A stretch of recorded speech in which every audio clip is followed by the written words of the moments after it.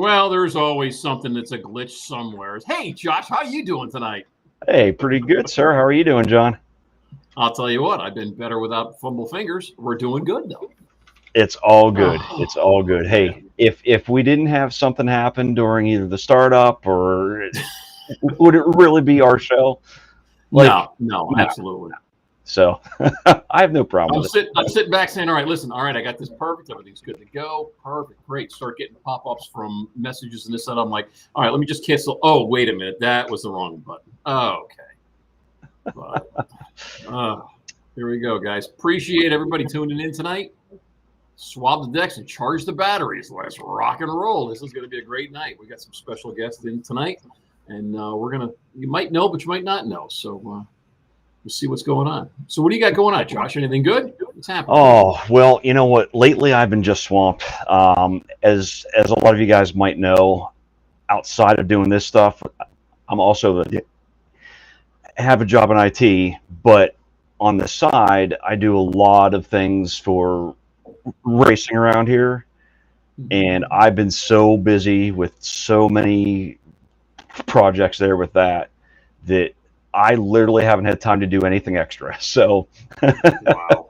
I miss everybody because I don't get to tune in all the time to every other show, and I apologize about that. But I promise, also after the meetup, my free time should pick up quite a bit because John and I have been pretty active on that as well, getting a lot of things done with that, and we have some new news that we want to tell everybody. Should we wait or? Well, it's up to you. I mean, I'm fine with whichever you prefer. I mean, go for it, man. Let's hoist the sails and see what we can do with this baby.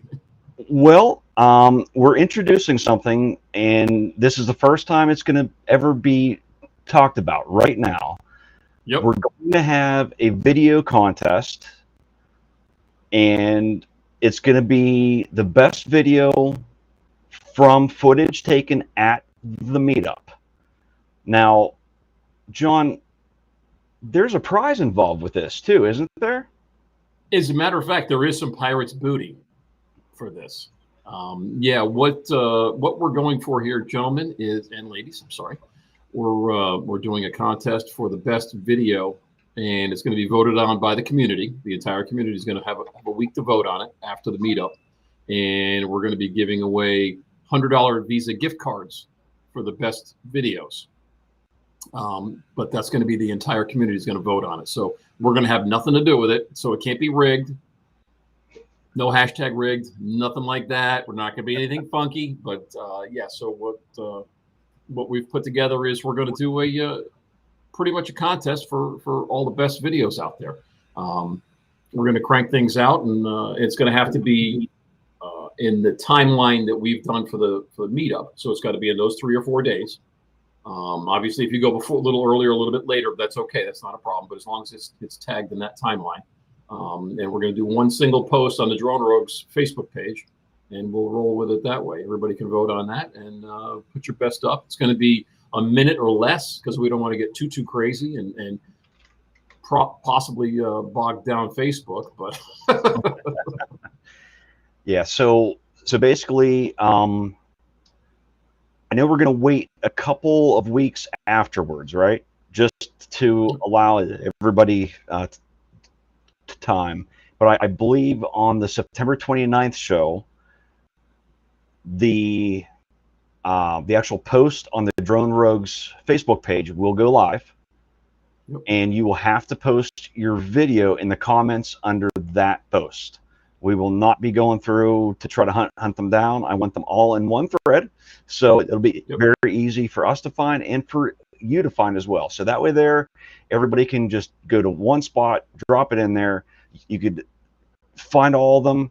And then we just want everyone to actually have a great time with us. So, and I think there's so much up there to see. I think this is an excellent way for all of us to see what everyone else has an opportunity to. So,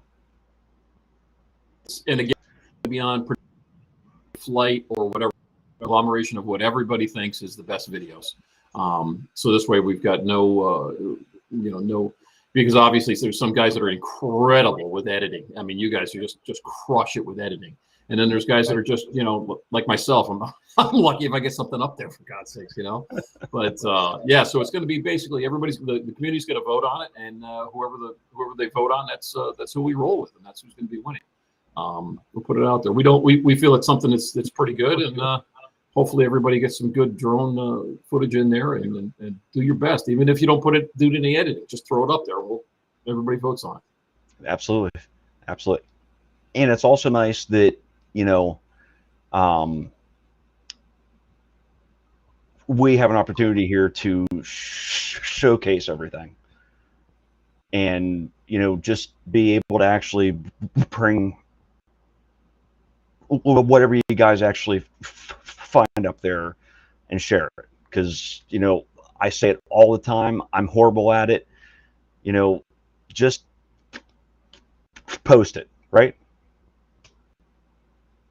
So yep, that's it. Just get up there and post it, guys. It doesn't make a difference, whatever it is, and it's all good.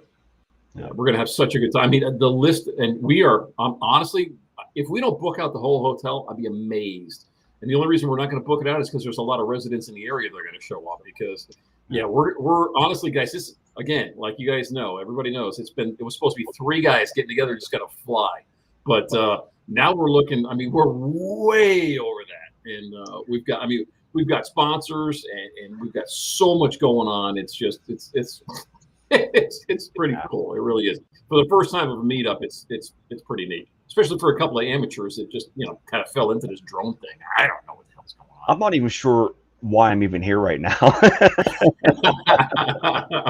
No, for real, man. This is crazy. It really is. But honestly, though, everyone have an eye on our page. More information about this, more details will be out on there. But this is going to be an awesome time. And yes, right now we have 60 people signed up. We're told that there's more showing up as well. So, but we just got a couple of big names added on the list. Did we really? Oh boy. Who should I ask? I don't know if I should ask. Well, Lon is just showing up, which completely. No, come on. Lon is not coming. Is he really? Lon's coming. Lon's coming. Damn. And in the flesh. He's bringing some extras along with him. Uh-oh. Not only is he going to be bringing his Mavic 4 Pro with the electronic ND filter, which is pretty neat. I have to say I'm curious about that. But he's also bringing Ken Dono and Billy Kyle. Come on, are you serious? Dead serious. Wow. Dead serious. Dang, this is going to be crazy. So for anyone that's been on the fence, if we can entice you anymore, I don't know. I don't know how we can. We have awesome events set up. We have awesome food actually lined up. We have superstars coming. I mean, you're going to be there. I tell you what. Listen, you're going to be there. I mean, I don't know how the heck we're going to do this, and how are we going to top it next year? This is going to be crazy. This is going to be. I don't know. I really don't know. Someone that we could ask about that, I think, is sitting in the back room right now, and he's probably indulging on that pizza back there because he probably doesn't get the good stuff where he's at anymore. No, not anymore. Anyways, not anymore. I'm sure. Let's see who we got in the back room. See. Hey, Tom. The first thing I found out here was good Brooklyn pizza, buddy. Good to hear. Not really nice. Come on now. Good to I hear. still can't find decent New York Chinese food. Okay, especially with Mexicans cooking it, but I can't find that out here. I just don't know what it is, man. Okay. Though I have to say, if there was one food group that I would not want to lose out on, it's pizza. So pizza and pasta. Yep. Okay. Yep. It has it has contributed to my very sexy dad bod. Okay. And I don't know how I would have just the sheer notoriety that I have today without it. So there. I understand you totally. Yeah, it's like pizza and oxygen for me. I I mean, I gotta have the There you tour. go. There you know? go. Okay. So That's great Tom, to what have be you been here, up to guys. lately? Yeah, thank you for coming on. Really. Thank you. Just out there flying. Flying my Mavic 4. Trying to get plenty of stick time on that bad boy, and then just dealing with our seasonal weather out here, which people make a big deal about. But I've found we've been out here, it's almost 4 years now, this coming November. And people always say to me, how do you deal with the heat? How do you deal with that heat? And I ask them, especially those knuckleheads from North Dakota, how do you deal with that 30 below zero? They go, well, we stay inside. I go, well, what do you think we do? Okay.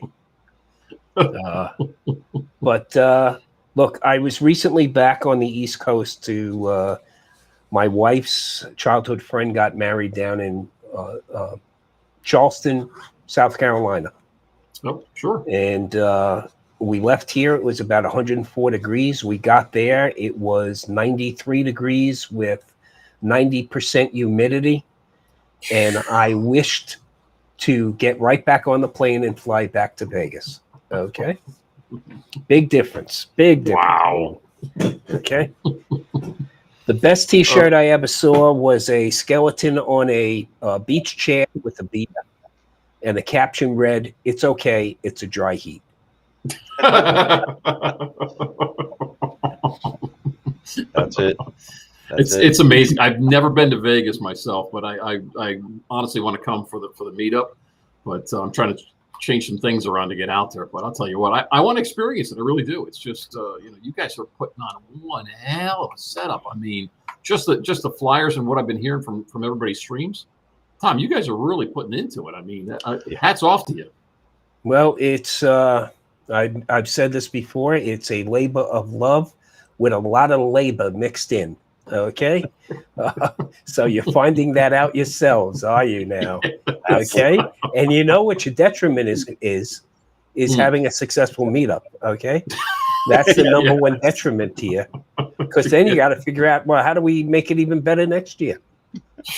So it's a lot involved. People don't realize, and it's but what's great about it is the social aspect of it. Getting people together. Okay, and sharing the love for this community makes a big difference. I come from fire service, so fire service is a very extended family situation. Mm-hmm. And after retiring, there was a bit of a void there, but this community has definitely stepped in to help fill that void. Awesome. Getting to meet people and hang out with people and experience the joy we have in flying together, right? That's what makes it all worthwhile at the end. Yeah, absolutely. It really does.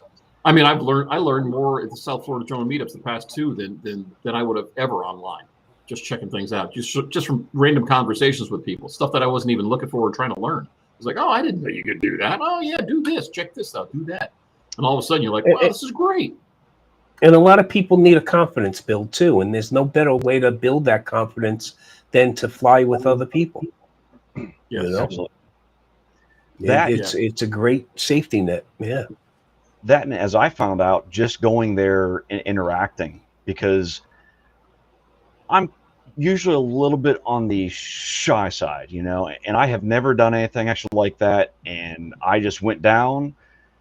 I talked to everybody I could. I think if there's maybe 2 or 3 people at that whole entire meet, I haven't like the actual chance to. Right. But now I'm hosting a live stream now, and I'm setting up a meetup up here. It's like, it's called, that's actually going to the nautical and pirate terms. That's a glutton for punishment, by the way. Okay, realize that, Josh. Yes. That's exactly it. And be careful what you ask for. John and I share the same thing, though. Like, we need to be doing something, and I think we both had a slowdown at that point in time somehow, and Yeah. we found a lot of things to fill that void rather quickly. Mm-hmm. Yep. Yeah. But I mean, And I think I was mentioning to John the fact that, look, you talk about a guy like Bob Dempsey, okay? Unique character, by the way. Okay, he is a character. sure is. Okay. He's the only Buddhist Santa Claus I've ever met. Right there, that's got to tell you something. Okay. Yep. But Bob is one of those people who just burns it at both ends and doesn't stop. Yeah. Really. And it's tough sometimes keeping up with him. In fact, our little group here spends a great deal of time trying to slow Bob down. Okay, because he is his own worst enemy at times, but an enjoyable individual. His wife Audrey is a wonderful woman, and developing those friendships have really gone a long way. And being retired, the last thing you want to do is sit on a couch and veg out. Okay, Yeah. you Oh, yeah. want to have other activities in your life. You want to have things to do. And, Bob, just as a goof, started Old Farts with Drones going back probably 4 years ago. And now he's, 28,000 members in that group. And, giving people a new outlook on things as well, Absolutely. So that's been a lot of fun. And the other thing that getting this meetup together, and Ray Kelly and the likes of Johnny Drone Flyer and the whole cast of characters that put on the South Florida Drone Meetup are responsible for me cursing at times when we're working on the Vegas Drone Meetup. Okay. Ray harped on us starting something out here. Okay. So I do hold him accountable from time to time on this. But, we this year we got a great lineup. We got Pilot Institute and Aero AI actually doing workshops here. Oh, yeah. And the great thing with Aero AI is one of our local vendors. They do mapping, and they're going to be teaching how to do mapping and how to use these free tools and develop these splats with even with consumer-based drones. So that's great. And the other thing is that we're able to give back to the community out here. One of our sponsors is the city of Henderson. And as a result of that, we partnered up with the city of Henderson to teach in their day camp, their summer camp programs and their after school programs out here. We are exposing these kids to drone technology. And it's been a blast. And I would say over the last 4.5, almost 5 weeks now, we've gotten in front of about 700 school-aged kids. Wow. And it's been a blast. It really has. Many comical moments. You talk to the counselors and you say, make sure the kids remain seated on the bleachers, okay? And the first thing we tell the kids is how dangerous those spinning blades are. But the second we turn on the drone, it's like a stampede of kids running right at the drone. So it is a lot of fun. It is a lot of fun, and again, to get kids interested, okay, in this technology, and to tell them, we made a comic book with activities in it. So there's a maze in it where they have to help the drone find the landing pad, and we talk about how important math, science, reading is to be a good drone pilot, and all the other things like programming and building and engineering and all of that stuff. You see these kids' faces really light up, which is great. That's fantastic. And plus, a few of us are like, I'm a certified head referee for VEX robotics competitions out here. So the aerial competitions, I'm usually working as a head referee.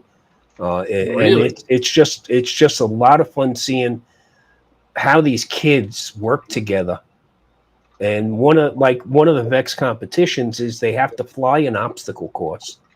Okay, it's a team of 5. And as a referee, my job is really, I was a certified ref in hockey, and in hockey I got to give out penalties and things like that. But in this competition, I basically give parents and coaches penalties for getting involved where they're not supposed to. Okay, to make sure it's kid centric. Yep. And to watch these kids, they fly this obstacle course for points, and then they refly that entire obstacle course autonomously using just programming. Wow. And also during that autonomous flight, you're throwing them curveballs, because now there's different color landing pads that they have to be able to access and touch and go from and things like that, just using their programming skill set. That's impressive. And then the kids then find a competing team, and they build an alliance with that competing team to fly the final event, which is a team competition where both teams are adding up points for each other. And it's just a great experience all around. So, that's fantastic. It's really a lot of fun. Yeah. I had no idea, Tom. I mean, I heard a little bit in some streams here and there every once in a while, but that's fantastic. Thank you for all you're doing. And it's what we recommend, if you're into this, one of the best things to do is just be a good ambassador, right? We want to continue growing this community, So when that kid's looking at you from, across the grassy field, let them see what you're doing. Let them experience it. Of course, with the parents' permission. Be careful, Peter. Yes. Okay. Don't be approaching small children. Okay. Just be careful there. Tom, what do you use for drones when you're flying with the kids? What's your? Well, we showed them. Wow, we showed them everything from the Mavic 4 to, because we're able to project it on a big projector screen. Oh, wow. So once the kids can see themselves, and and then with the Mavic 4, I would start off with the infinity gimbal being at 180 degrees and then spinning that around, so they enjoyed that. We flew with the Neo, we flew with the Flip, we flew with the Avata 2, and then we also brought in one of our locals here, Jonathan. Jonathan is in the top 3 FPV drone pilots for the U.S. Air Force. Wow! So Jonathan comes in and he flies his a little 4-inch and a few other drones with neon lighting on them, and I was doing some flips with the Avata, and the kids just eat that up. They just love that stuff. Yeah. That's awesome. And then the question and answer session can go on for days if you allow it with them. Okay. Really? Because they are chock full of questions. They are so inquisitive, and that's fun to see. Absolutely. That's awesome. Yeah, and the aspect of drones is that there's so many ways into them. Like, you don't have to just like flying things. You don't have to actually just like the getting photos. You can learn how to program. There's so many angles into it, and I think being exposed to that earlier on like that is fantastic, because somebody might not necessarily enjoy flying them, but they may want to get into how they work and help out in that. And that's definitely an area that we need more of nowadays. So, well, what's interesting is when you ask the kids, well, where do you think you can use drones? They come up with great answers. I mean, I had one kid tell me that he saw drones being used on the local news out here. Yeah. Okay. And I felt gratified by that, because, how many times I sat on the couch watching shows with my wife going, that was a drone shot. That was a drone shot, right? So to the point where now my wife, Roz, will turn around and go, hey, that was a drone shot, wasn't it? So. Absolutely. But yeah, they come up with great stuff. I mean, knowing that it can be used in agriculture, and knowing that it can be used at solar farms, and helping people, finding lost people and pets and being used by police and fire and EMS. And, you know, it's great to see that these kids today they're tied in, man. They know a lot more than you give them credit for. So you better start leveraging that, you know, and get them motivated. We need to grow this community, right? Yeah, Absolutely. And that's a great way to do it, is to get out there with your community groups and see, you know, even the local. There's another area I'm involved with out here, and that's with the Veterans Administration, and trying to get veterans that are dealing with PTSD involved with drones, because it becomes an outlet. It becomes an influence on them. You know, it gives you that sense of purpose. wow. You know, That's you know, how fantastic. many of us, you know, really want to get out at the crack of dawn? Well, if you have a drone and, you know, you want to try out those new filters, Yep. you're up and you're out there. It's great, you know. Otherwise, all you're going to do is sleep in. What's the sense of that? Yeah, exactly. I'll sleep when I'm dead. Exactly. Thank you very much for tuning in, Lauren. Also, hey, I haven't said hi to everyone out there in the chat. Let me hurry up and actually do that. We had Steve, Janess, Ron, Dusty, DeMarco's here. Mike is out there. Johnny's out there. Dominic's here. Lauren, Joel, Philip. I'm sure I've missed somebody, but I mean, Wow. talk about awesome guys. Like, I just thank all of you guys for actually being here with us. It's what got me involved, was actually sitting in the chat. You know, I actually learned a lot there, and it's great having you guys here. Joe Fodolio just hopped in. Hey, Moving Joe. Hope everything's going, Joe. Tennessee. Congratulations, Joe. Congratulations, absolutely, sir. Awesome move. It was great meeting Joe and meeting this whole cast of characters. Absolutely. At South Florida Drone Meetup. Okay. So that was great. You know, it was great meeting people coming out here. And, you know, we got the big commercial UAV expo that's happening that week before your event. So that's a big one out here. The 2nd, 3rd, and 4th. Now, Tom, is that open to everybody or just commercial? That you can get a free exhibit pass, and then of course we have a lot of training that goes on at that event. That's a huge event, by the way, and you got some heavy hitters at that event. But this year also, you have Pilot Institute, Vic Moss, and a bunch of other people doing training at this event, and plus. You also have Drone Responders, which is the entity for public safety, coupled with the commercial UAV expo, to have a whole program track as well. Wow. Amazing. You've got so much going on out there. I mean, there's like the two of those. I mean, just those coupled is amazing, you know? Yeah, it's you know, we're fortunate because, you know, we have a lot of conventions that come into town here.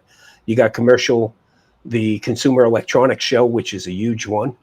Okay. Yeah, sure. And then in the springtime we have NAB, the National Association of Broadcasters, and that's another great show for drone people to attend as well. Really? Okay. Well, you guys right now are broadcasters, are you not? True. Yeah. Yeah. Okay. Didn't think of that. And Josh, you know, drones. Don't think about it. Drones are used, okay, to provide content in the industry. So there's a lot of crossovers there as well. Yeah. When is that, Tom? Is that in that's usually in April. April? That's usually in the April time frame. Okay. That's interesting. Yeah, Josh and I we hit on so many different keys when it comes to tech. It's if we were to get into something like that, I don't know who'd be broke quicker. It's well, you know, look, I don't know if I can keep up with my wife's daily deliveries from Bloomies and Saks Fifth and everything else. So, when one of my drones slips through the door, she hardly notices. Nice. Yeah. That's awesome. That's awesome. Oh man. Yeah, we've got that's the one thing I want to do is throw a shout out to Jeremy for doing the merch for the meetup. Absolutely. He's been man, I tell you what, he's been killing it for us. He really has. Yeah, look at there we go. Yeah, he's got the guy never sleeps. He literally never sleeps. Not at all. So how many people you have coming to your event this year? Well, I think we officially have 59 actually. Yeah. 59. We've got 59 that are flying in or driving in from a distance. See, that's not a good number. 59 is not a good number. So, Josh, I think we got to make it 60. I think I have to make the trip out there. So. Really? Come on. Yeah. Let's make it 60, Josh. You're on the list. Yes. You're on the list. Oh, Tom, that is fantastic. That is awesome. It will truly be all the drone celebrities will be there. Unbelievable. Well, somebody's got to sit on the other balance scale opposite from Lon, right? I mean, Tom, thank you so much. It'll be Tom, great to have you there. It'll be great to see you again. I'm just I just need a certain level of assurance that Mark Fisher will not run me over with the latest leased vehicle he owns. Okay, please, because that was almost an issue up in Rhode Island at the first Rhode Island drone meetup. My wife thought, she saw a Maserati headed towards me. She thought there was going to be a big payday, and it turns out it was Mark Fisher. So it's like you can't get blood from a stone there, sweetheart. So yeah, any disposable income Mark Fisher has, he spent it on technology. Okay. Oh yeah. So yeah. Which is one thing he and I have in common. So I totally get it. But I'm gonna. I don't think my video submission is going to be allowed, but I'm going to probably do I'm attending a drone meetup and start off from my Apple phone going off at 4:00 in the morning so I can catch a flight out from here. Okay. But I'm gonna come in and stay with some buddies in Nassau County, Long Island, and then I'm gonna head out and I'm gonna take the ferry across. Oh, cool. Up to New London. And not that it's a shorter trip. It's the same amount of time. It's just I get a break from driving for about an hour and a half. Yep, absolutely.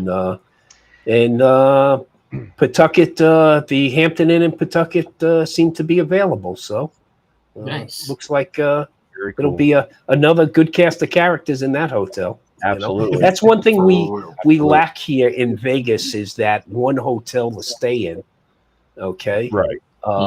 Because people want to stay in different places in Vegas, which is fine. And our room rates are a bit different.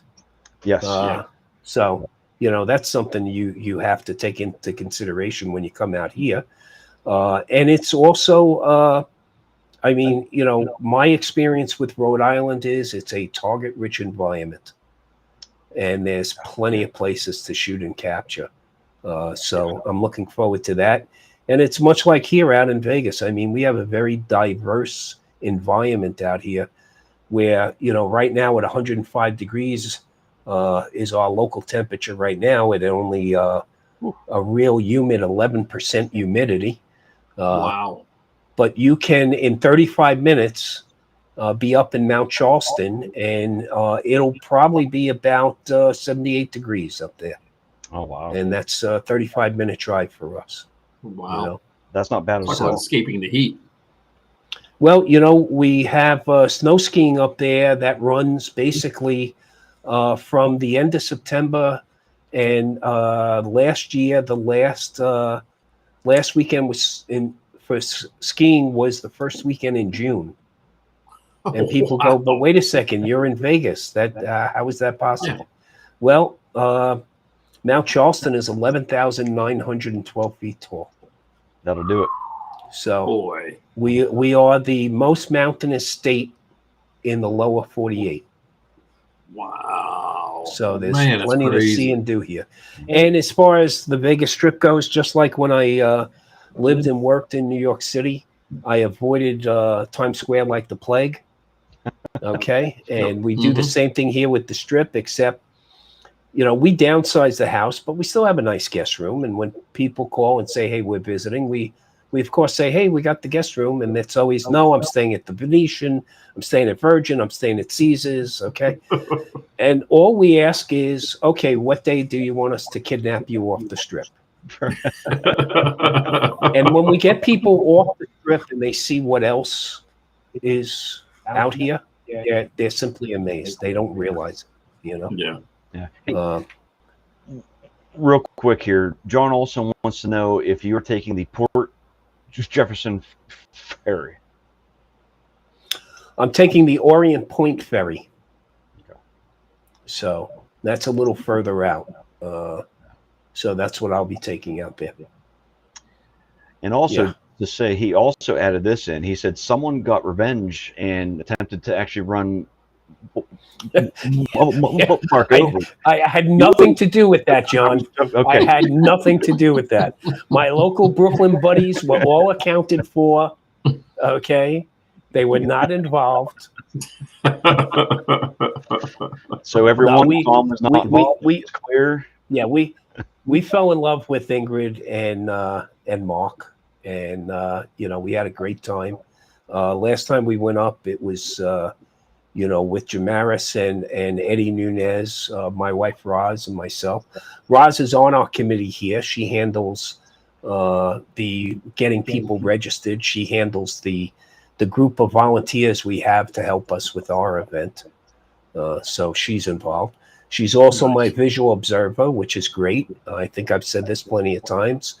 Your wife makes you the best visual observer because she can't be compelled to testify against you in court. So that's always good. Okay. That one I had not heard before, Tom. That's awesome. That's got to keep these things in mind, John. Yeah. For real. Yeah, Holly's definitely mine. That's for sure. Man, I love it. Boring. So, all right, good deal. Yeah. All right, what else we got? It's going to be a good time up there. Yeah. I think Snookers is been really good and really welcoming for us. We're going to have a nice spread out there for everybody.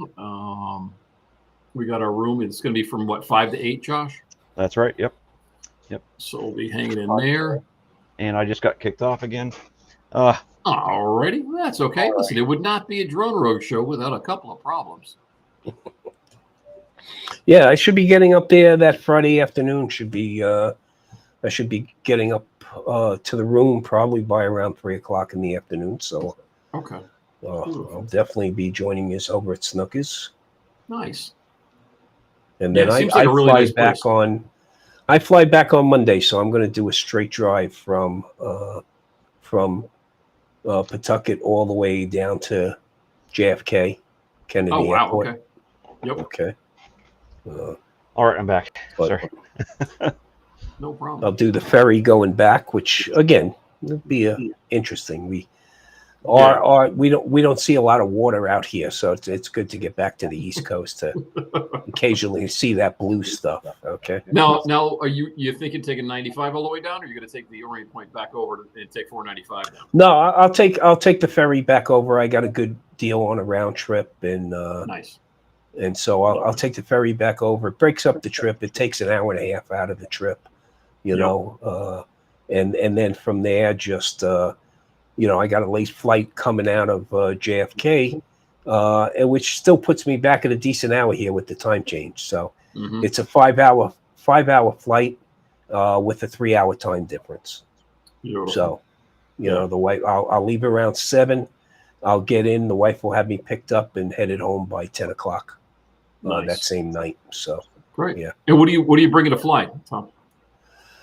I'm going to bring my traveling road show. So I'll have my Mavic 4 Okay, I'll have with the RC Pro 2 controller.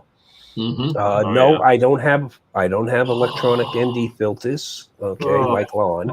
Okay, nobody can be as special as Lon, and I mean that in a lot of different ways.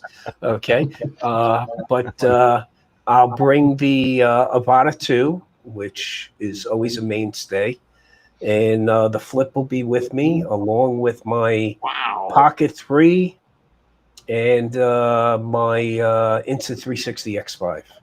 So, boy, you're coming heavy. You're bringing in the big guns. It fits in the overhead compartment, and it all works out.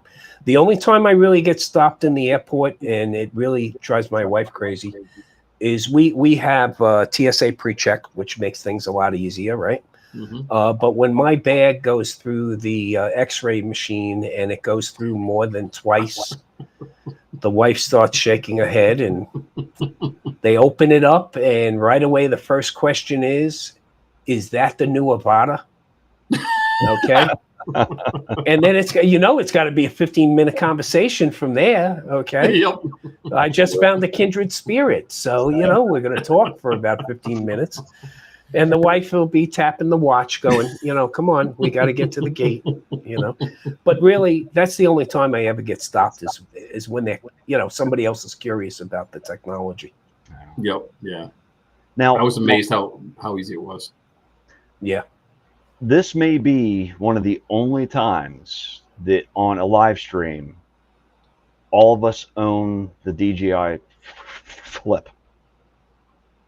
Because it doesn't get a lot of love, and I still think that's absurd. I'm surprised why it doesn't. I love mine. Look, I absolutely love Look, Josh, the Neo was a real eye-opener for people. Yep. Okay. Especially who weren't tied in on the Hover XL side, right? They didn't know anything about Hover XL. But that Neo was an eye-opener going, wow, I basically have a selfie drone. Okay. And the cost of admission was really low. Absolutely. A couple $100, right? And it flies without, you can fly it, 4 different ways. When the Flip came out, the only downside I saw with the Neo was the image quality. Mm-hmm. Yeah. And the Flip addressed the image quality issue. Absolutely. Okay. But of course, it turned a few people off because, you can't fly FPV with it. Well, it wasn't made for that. Right. Okay. Where the Neo, if you want to learn how to fly manual, buy yourself a Neo, because you can beat the heck out of that little drone. And it's a survivor, okay? But when it comes to a real selfie drone, the Flip is hands down probably one of the best out there. Yep. Yeah. Absolutely. I have so much fun with that thing. I really do. I get it's tough because I do a lot of shoreline stuff, but back and forth. I mean, it's literally the most fun one that I have to fly. Yeah, I just get so much airtime with that thing, and literally, it's just airtime. It's not even video quality or anything. It's just flying. It's just fun. Right. It's the one that I take everywhere. I have to say the drone I had the most fun flying is the Avata 2. Mm-hmm. I think it's probably one of the most immersive drones you can fly. The wife and I will be sitting on the tailgate of the truck, and I always make sure I stream it off because through the DJI Fly app, you can stream wirelessly, okay, to the Fly app. And so she can see what's going on. But I'm flying, and all of a sudden she says to me, wow, you came really close there, huh? Because I love to do a lot of cliff surfing out here. And I go, wow, you saw that? She goes, no, you lifted your legs up. So that's how immersive it is. Okay. It's a funny one that we were out at Red Rock Canyon, which is great out here to fly at. It's a national conservation area in the national park system, but you can fly your drones there. Okay. Except in the wilderness areas. So it's a spectacular vista to shoot from. And I'm sitting on the tailgate of the truck. The wife and I are flying, and all of a sudden I hear this woman yelling from across the parking lot, "You're not allowed to fly here. You can't fly here." And oh boy. so the wife right away says to me, "Oh, we got a Karen approaching," and I'm like, "Oh, I can see it," because I started to head back at that time, and I could spot this person coming across the parking lot, and she's yelling, and my wife knows exactly what to say. She said, "Look, my husband will engage you in conversation once he lands." Okay. Nice. So with that, a National Park Service ranger was pulling into the parking lot. Oh boy. And the lady starts saying right away, "Oh, you're going to get it now. You're going to get it now." And he pulls right up alongside our truck. Okay. My wife says, "Oh, a ranger just pulled in." I said, "Yeah, I see him. No problem." And so as I'm landing, he gets out, and the first thing he says is that the Avata 2? And I go, "Well, yeah, it actually is." He goes, "Man, that's the next drone I'm getting for myself." Okay, so we started talking, and we shook hands, and he gets back in and he starts to drive away, and she yells out, "Wait a second, give him a ticket. He's not allowed to fly here." And the ranger just yells back at her, "Nah, he can fly here. I gave him permission." And he drove off. Okay, so you know, she of course left in a huff, but you know, but that happens very rarely, you know, that we get an encounter like that. Normally it's people asking, you know, all the same questions all the time. We're all familiar with them, right? But I'll like show them the screen.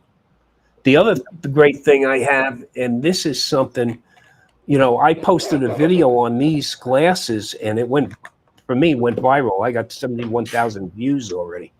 Wow. But these X-Real 1 glasses, they have these prisms here that these OLED screens project on, and you can connect this to, like, if you're flying the Mini 4, okay, anything that flies with the RC2 controller, these go USB-C to USB-C directly.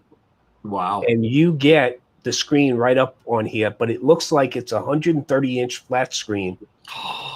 That's awesome. That's about 8 feet in front of you. Okay.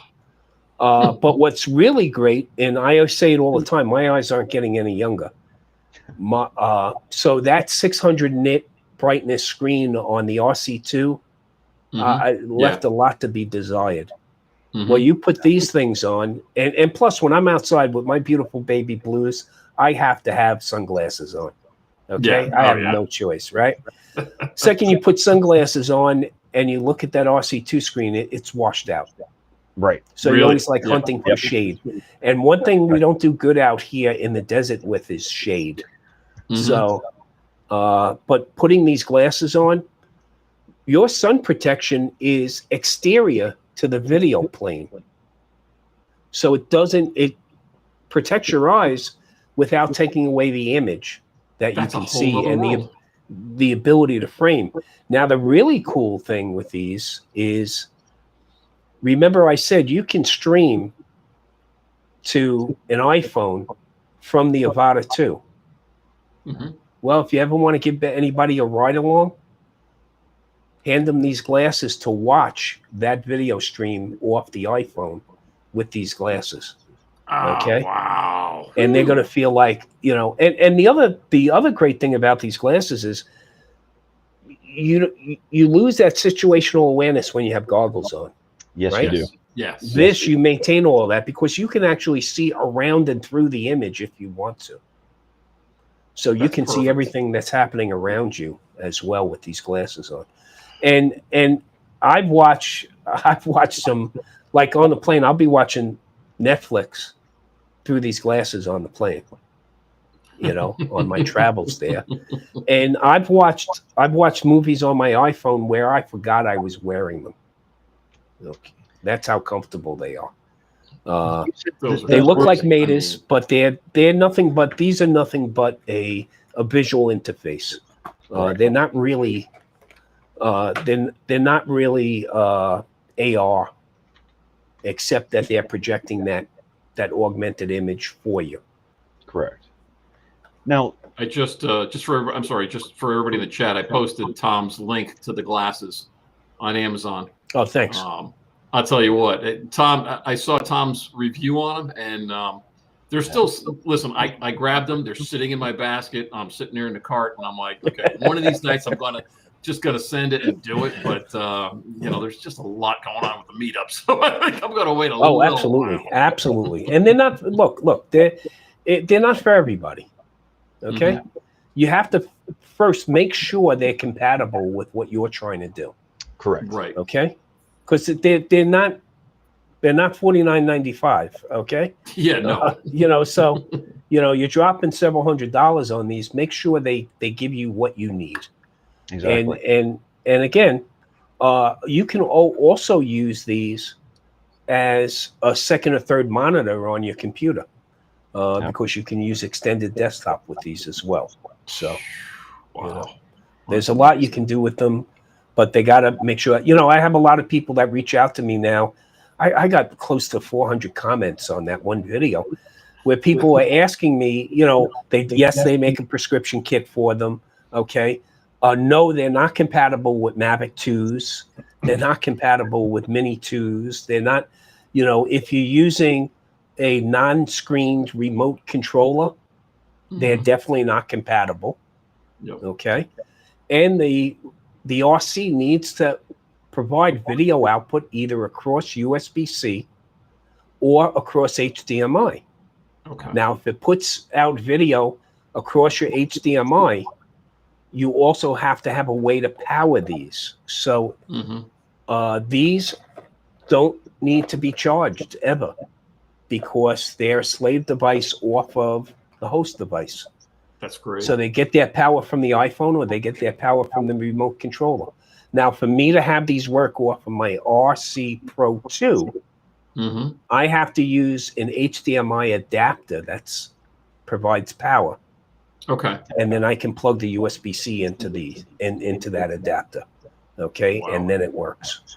What I like about the RC Pro 2 is I can wear sunglasses with that, because they have a peak brightness of 2000 nits. Yeah. So out in the bright desert, midday sunlight, I can still see everything on the screen. That's awesome. Yeah. Now, I had to buy my Mavic 4 outside the country, unfortunately. Yeah. So, that's happening a lot lately. I mean, what are we going to do? It is what it is. But listen, if we really want it, then that's what we got to do. Well, the other thing is, when you buy a drone that expensive, okay, and unfortunately today you can't get DJI Care refresh. Yeah. Okay. Now, I've had aviation insurance for many years, and I added these to my aviation insurance policy. So, I'm covered for loss and things like that. But, it's disheartening right now. I know, everybody's concerned about a DJI ban. Well, if you're concerned about a DJI ban, don't be concerned about the inability to fly your existing drones, because that's not part of it. Okay. The reason I bought the Mavic 4 currently is to future-proof as much as possible, right? And working with DJI quite often and closely for many years now, I am a DJI fanboy. I admit it. Okay.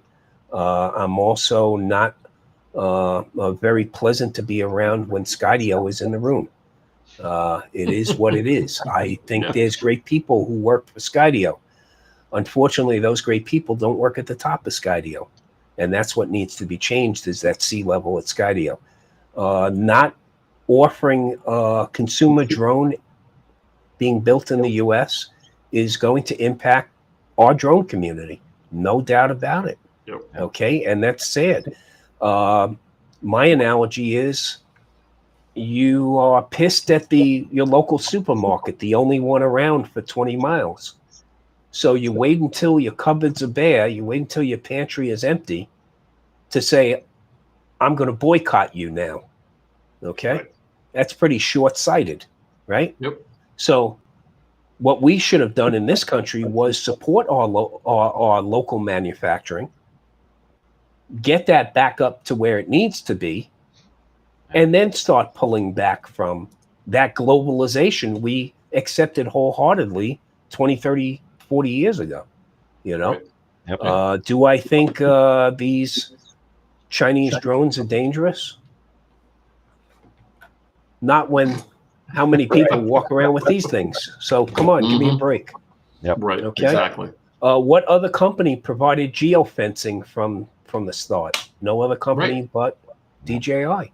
Okay. Yep, absolutely. So people say, why has DJI abandoned the U.S. market?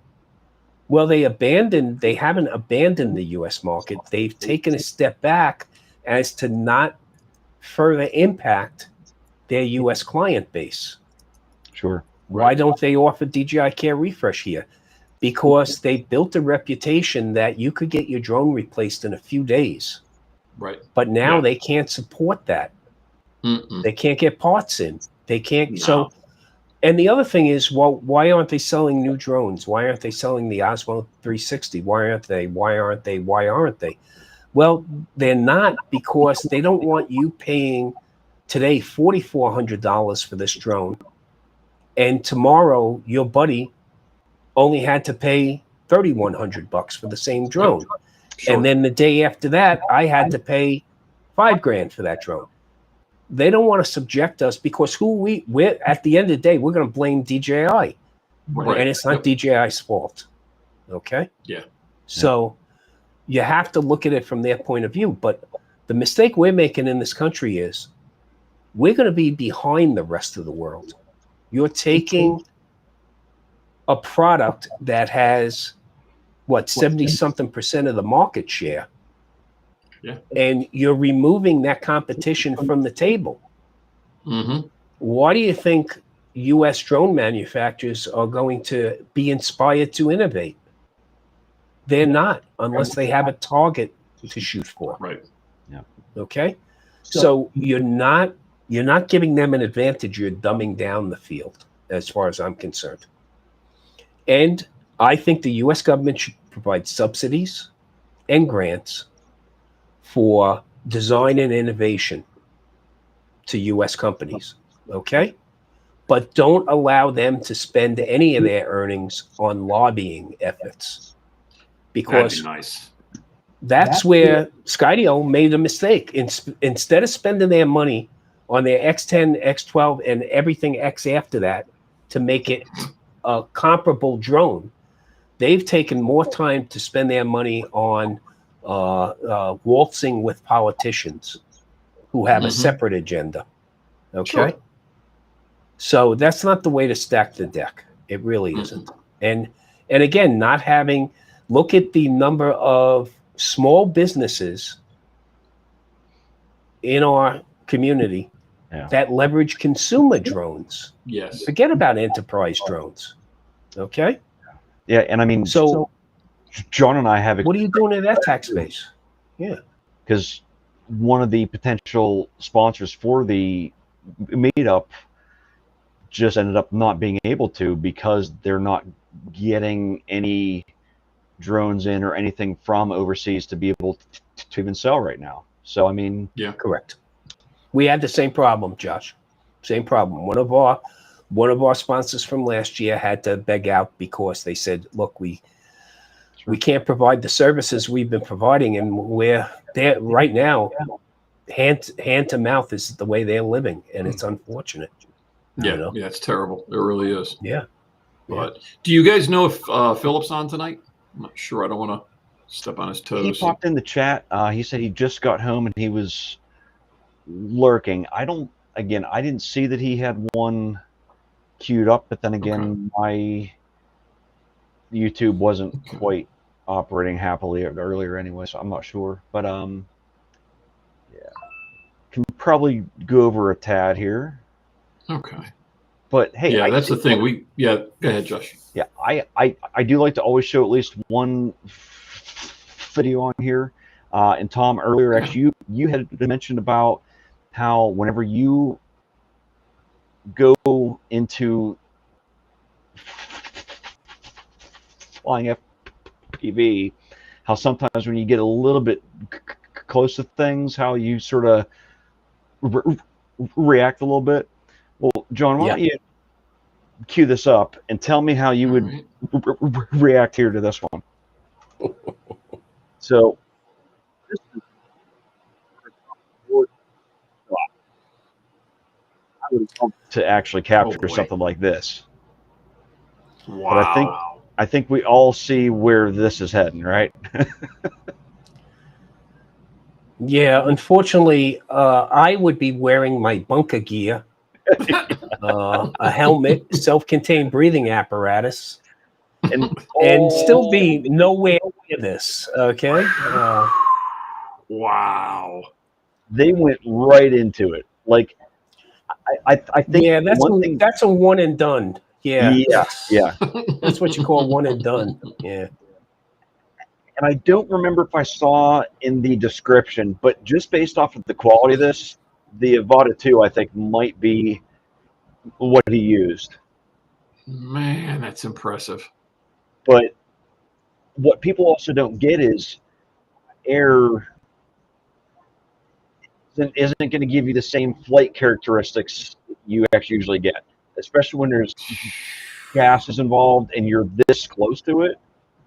Wow. Like, I'm sure he was probably hitting that thing hard, and it wasn't going anywhere.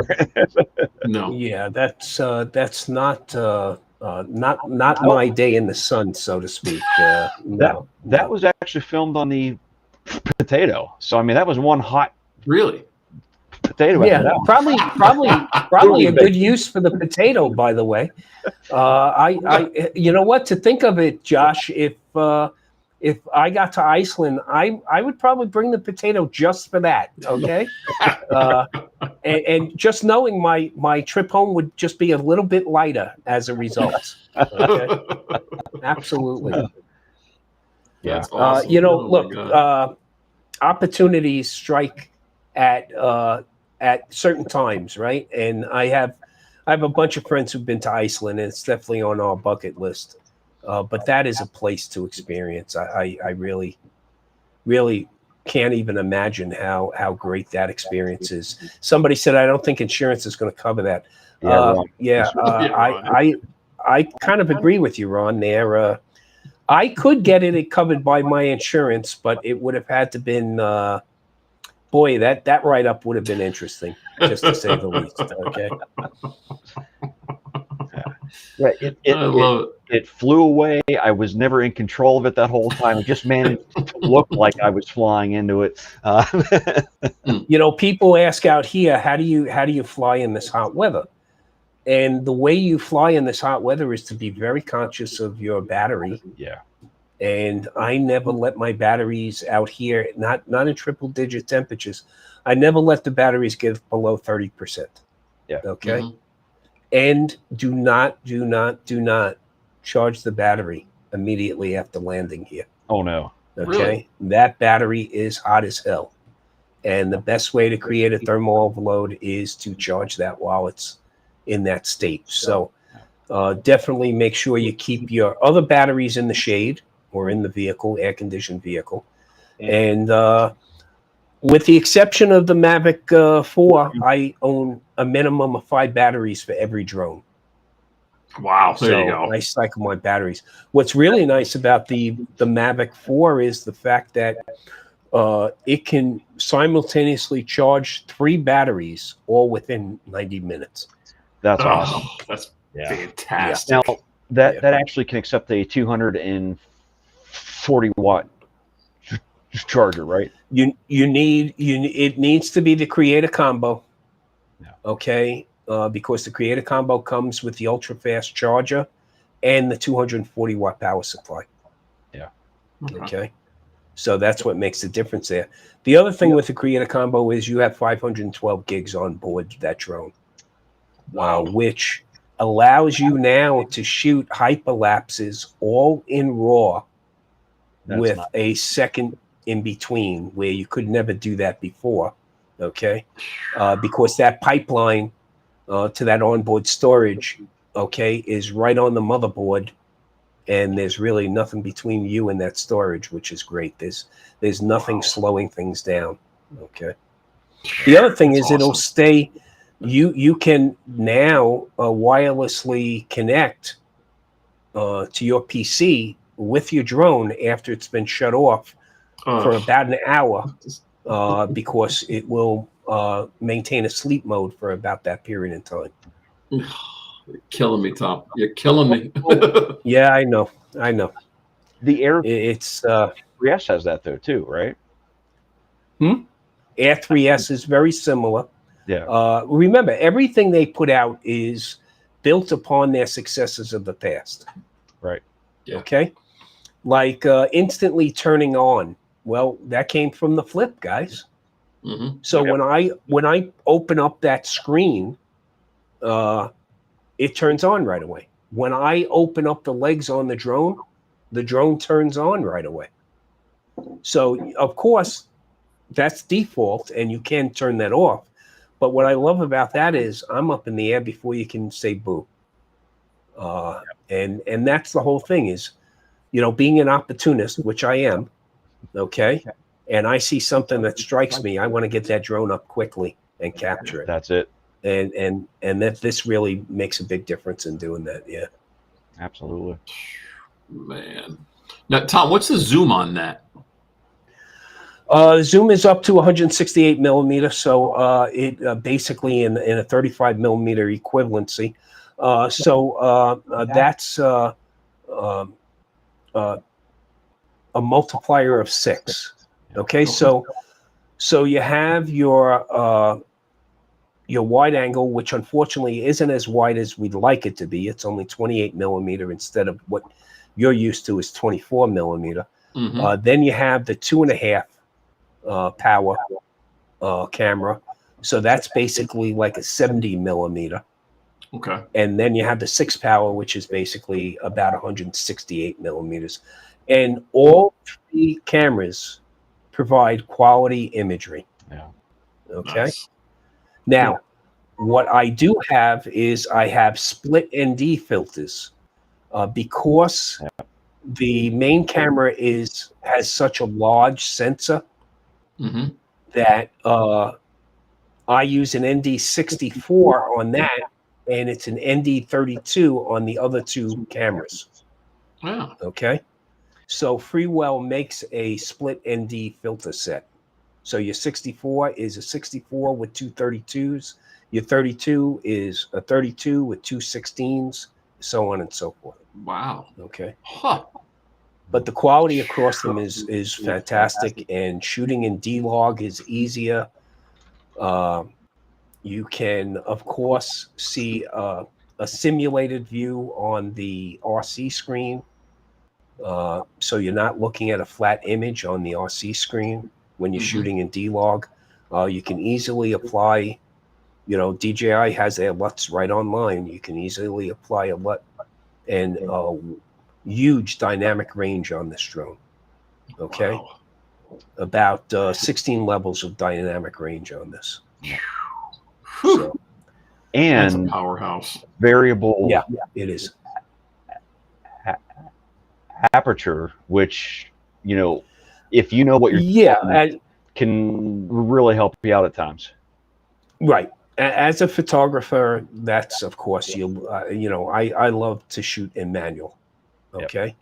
Yep. I highly recommend people start to understand more about that triad, about using your ISO, your shutter, speed, and your aperture, because you'll get so much more out of that drone, out of that camera, because it's just a camera at the end of the day in an aerial platform. The reason I got into drones is my side gig was a photographer, pro photographer, 40-something years. I've shot everything from boudoir and lingerie to weddings and landscapes. Okay. And being able to manipulate those settings can give you imagery that you never expected out of a package that you're flying today. Okay. Now there's sweet spots, like everything else. There's sweet spots. So Even though I can shoot this drone down to 2.0, I normally my aperture is set to 2.8. Yep. I'll go from 2.8 to about f5, stay within that range. As far as ISO goes, you can get an extremely clean image out of this at 1600 and 3200 ISO. Okay. But of course, as low as you can go with ISO, the better off you are. When you're shooting outdoors, I highly recommend that when you get outdoors, put your settings on auto, see where things stack up, and then go into pro mode and manipulate your settings from there.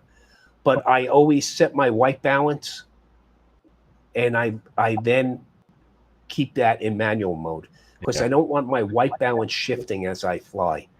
Correct. And depending on the direction of the sun in relationship to your drone is definitely going to alter your white balance. So, that's my recommendation. Learn how to use those settings. And the other thing is, never shoot with a drone out of the box without going in and adjusting your gain and expo settings on the drone. Okay? Because like the Mavic 4 can fly at 60.4 miles an hour. Okay? But if you look at the settings in sports mode, they have that dumbed down to the mid 50s. Okay. Right. So you go in there and adjust those settings and slow down your gimbal.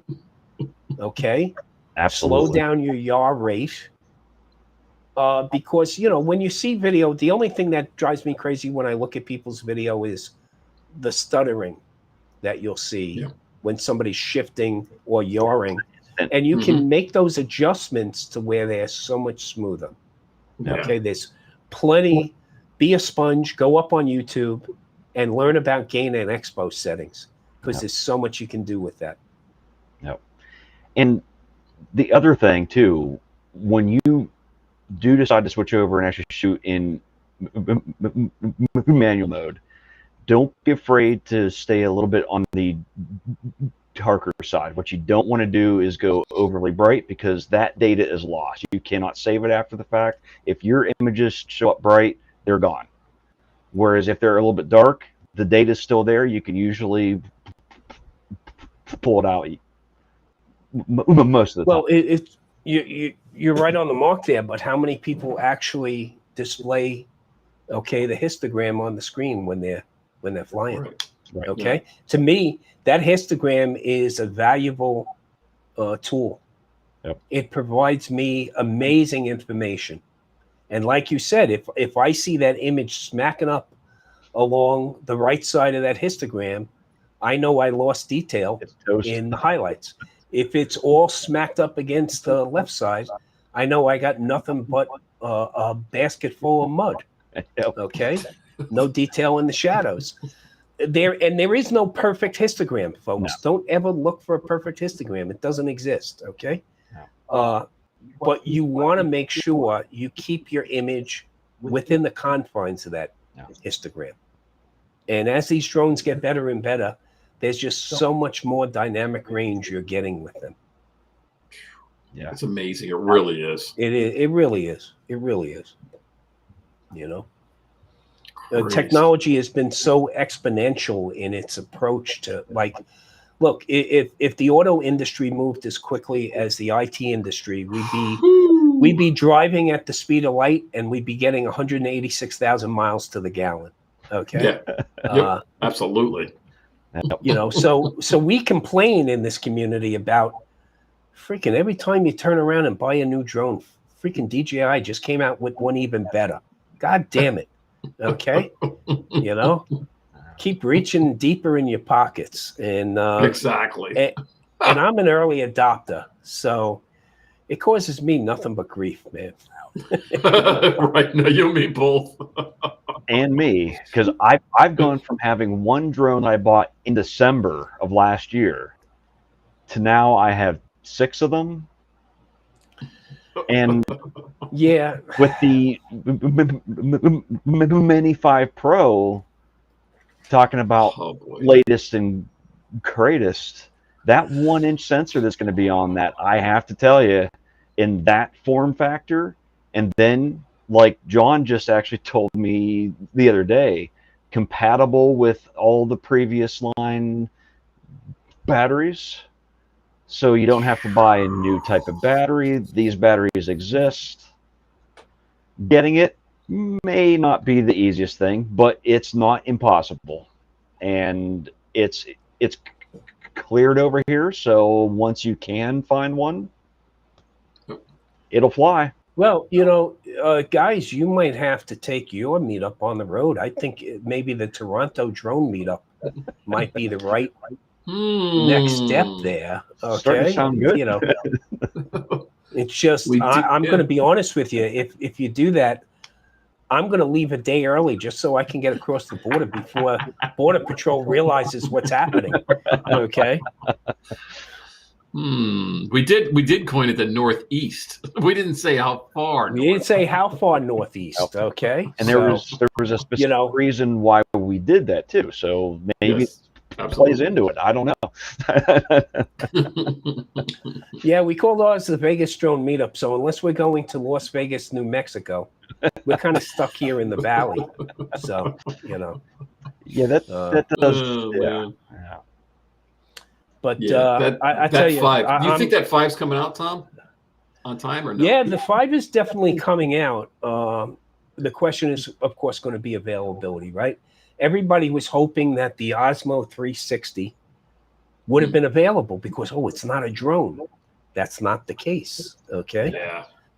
So DJI has made a conscious decision to stop trying to push the boulder up the hill, okay, and wait for somebody to whack the top off the hill instead.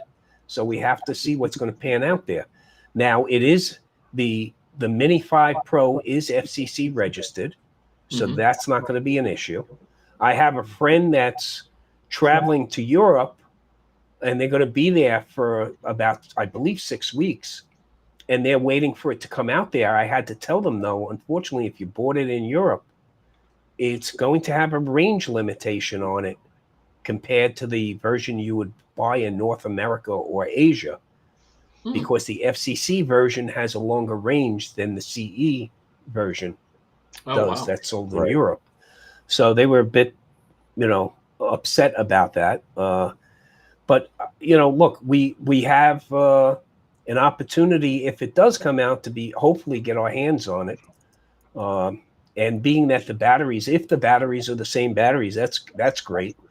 It will be an OcuSync 4 Plus, so it will work with the new RC Pro 2 controller.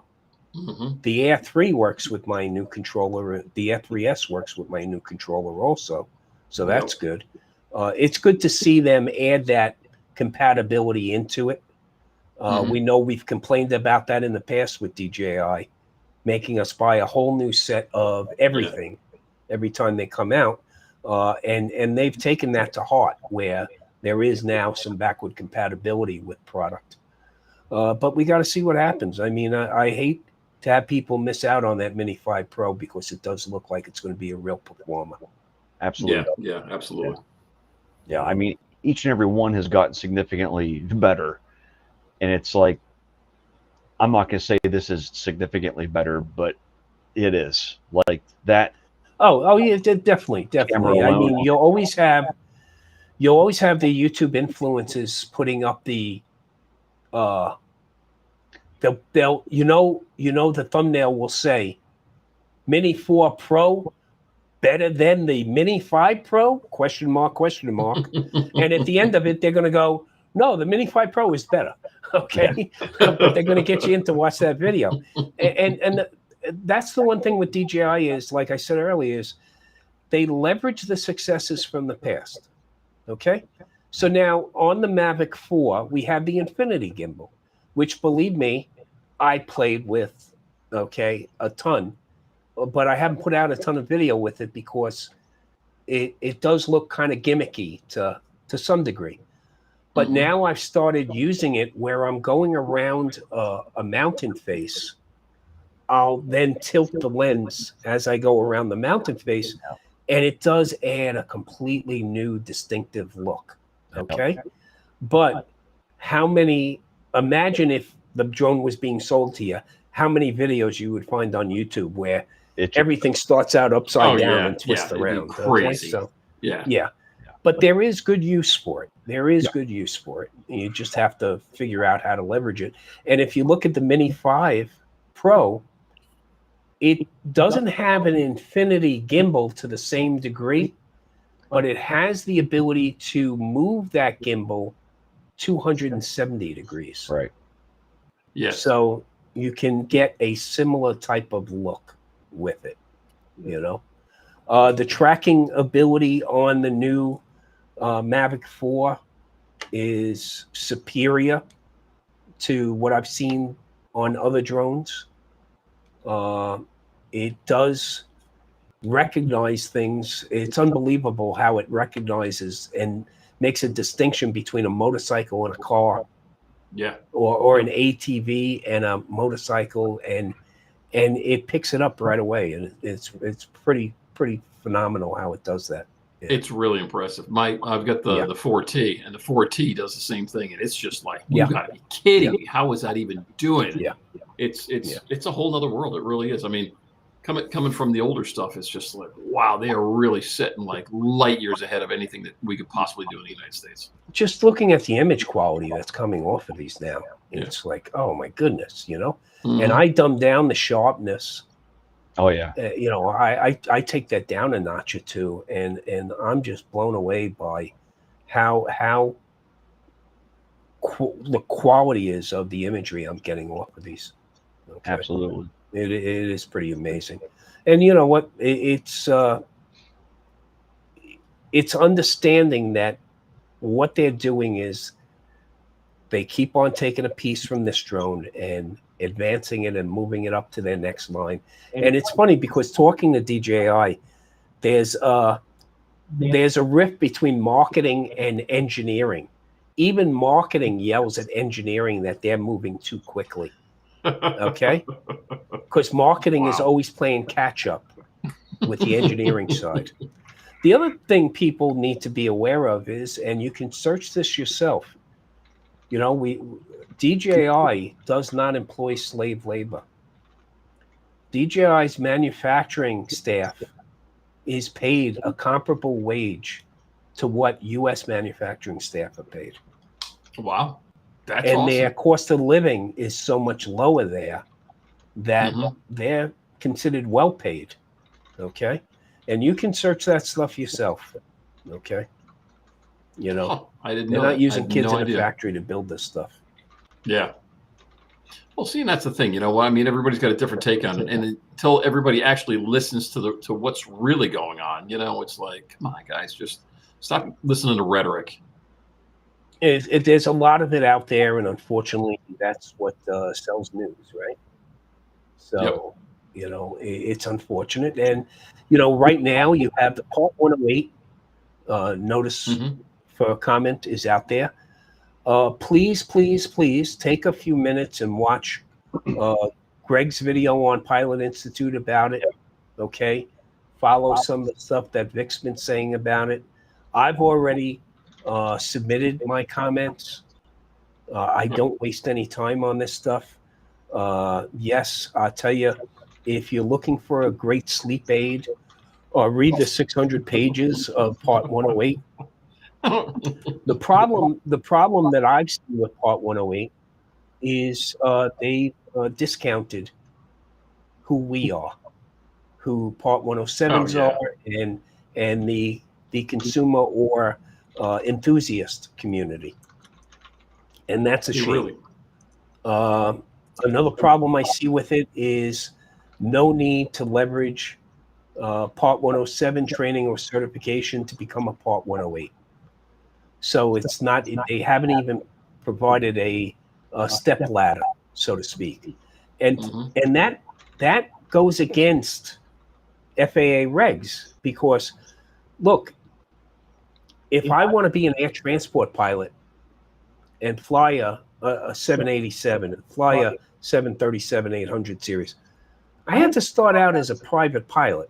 I had to start out with single engine land or single engine float as a Part 61, okay, or I went in the military, Okay. Yep. And I had to start at the bottom. I actually had to start with ground school. Okay. And to me, Part 107 is ground school. So you should at least be certified to that level. Okay. Now, in public safety, we were able to have a COA, certificate of authorization, to fly without Part 107s, which during an emergency situation, okay, that's understandable. But in order to train pilots to fly in an emergency situation, they had to be Part 107s. Of course, you couldn't conduct training unless you were Part 107. But you can fly in an emergency without a Part 107, which goes against any logic. And now Part 108 is not built for us. So if you're a Part 107 today, tomorrow with Part 108, you're no longer considered a commercial pilot. You're considered a private remote pilot. Okay? Because 108 is built for the big players in the game. It's built for the UPSs, the Amazons, okay, the Walmarts. Yep. Now, the other part of it that I find very disconcerting is there's language in there that states, as a manned pilot, I have to avoid BVLOS autonomous drones. Guys, what were we all taught? Yeah. We avoid man aircraft. They don't avoid us. Okay? Right. Yep.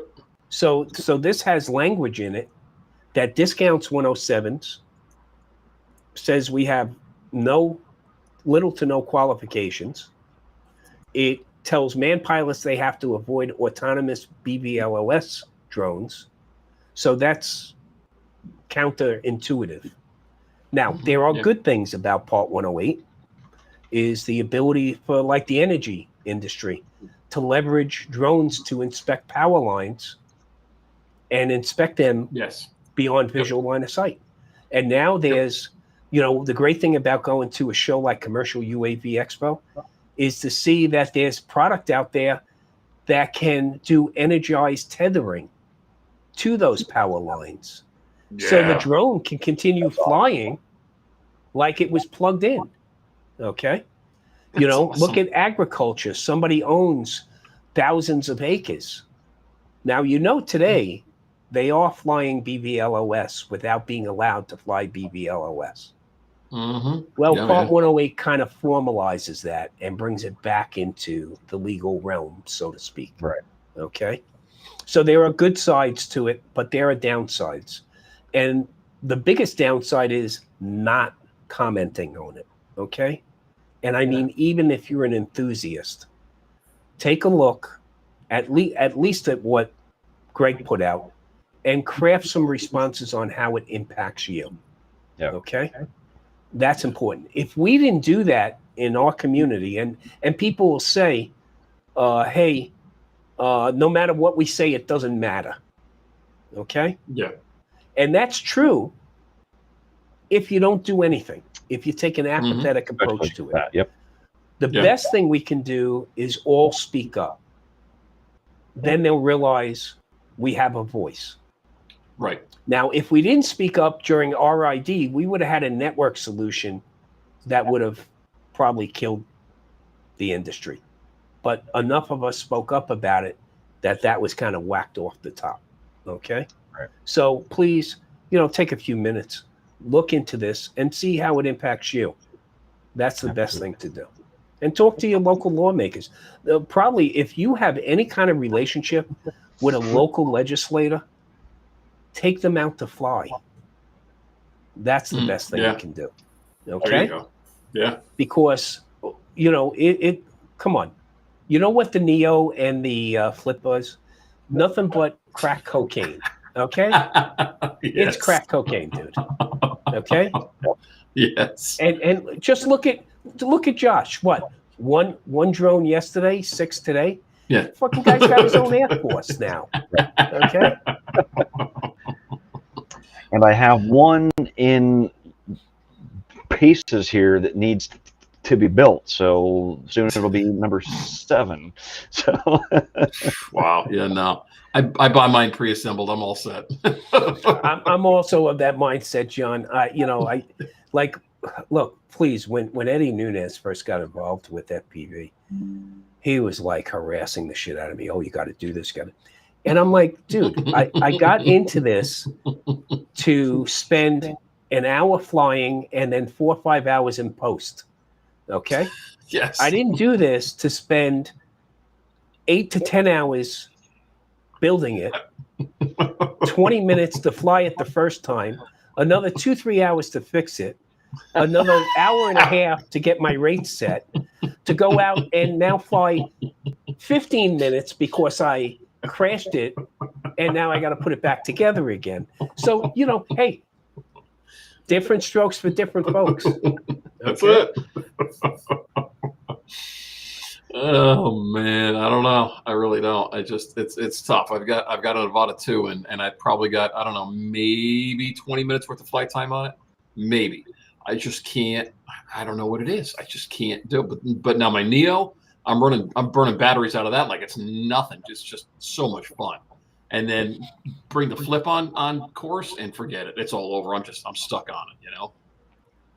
I'll tell you, the Avata, guys, I have no desire. I've flown the Avata manually.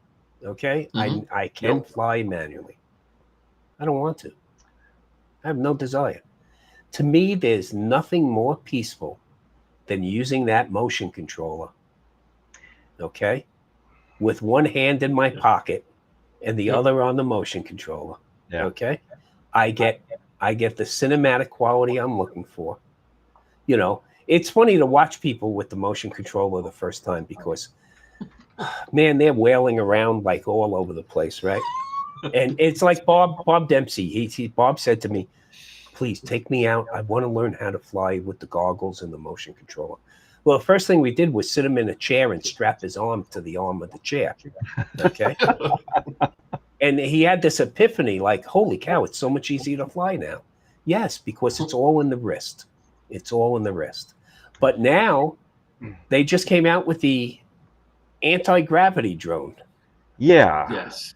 That motion controller is not operated the same way as the DJI motion controller. It's going to be, well, you actually have to flail your arm around with that one. Okay. Yeah. So it is a bit different. And I'm interested to see. Look, I think that Insta360 coming out with the anti-gravity drone was a good move for them. Oh yeah. Now, of course, people got excited right away until I told them, do you know if you're standing, okay, in the CEO's office of Insta360 and looking out the window, you can see, okay, the building where DJI engineers and builds their drones because it's right down the freaking block. Yep. So people got excited and went, ooh, now we'll be able to get this drone at least. Well, again, if our government takes the approach it's point of origin, then even that Insta360 anti-gravity drone is going to be hard for us to get our hands on. Yeah. But I think 360, and I was really interested being an owner. I had to make a decision whether it was the Osmo 360 or the Insta 360 X5. My last 360 camera was an Insta 360 X2. And I've been wanting to upgrade for a while. And I waited for the Osmo 360 to come out. Price point around the same. The big difference between the two is DJI's Osmo 360 is a first generation solution. Insta 360s is a 5th generation. But the one thing that really made the decision for me is the fact that while they made the cost of lens replacement relatively cheap on the DJI side, well, with the unavailability of DJI Care Refresher, you're going to be able to get that lens fixed. And the one thing about 360 cameras is that lens sticks out so far, it's going to hit something at some point. Yeah. Yes. Okay. Yep. And Insta360 is the only one that sells a field replaceable lens kit. Yep. Yeah. So look, I'm coming to the Northeast. Now, if I had an Osmo 360 and I brought it with me, and on the ferry, I bumped into something, well, that's it for that camera for the rest of the trip. Right. Okay. Now, with this camera, at least, man, I could go sit in the cafe on the ferry and change out the lens and be back in business minutes later. Yep. Absolutely. Fantastic. And also, it's the only 360 camera today that has ND filters. Right. So, absolutely. Especially shooting, and think of the X5 or these 360 cameras, they're action cameras. Yep. So one of the shots I've been working on is I have a suction mount for my truck with a damper on it, a piston damper on it, and hooking that up. And I'm driving along these dry lake beds, and I'm doing nothing but sandblasting those freaking lenses at some point, right? Going across the desert floor. So being able to have those on there makes a huge difference. Okay.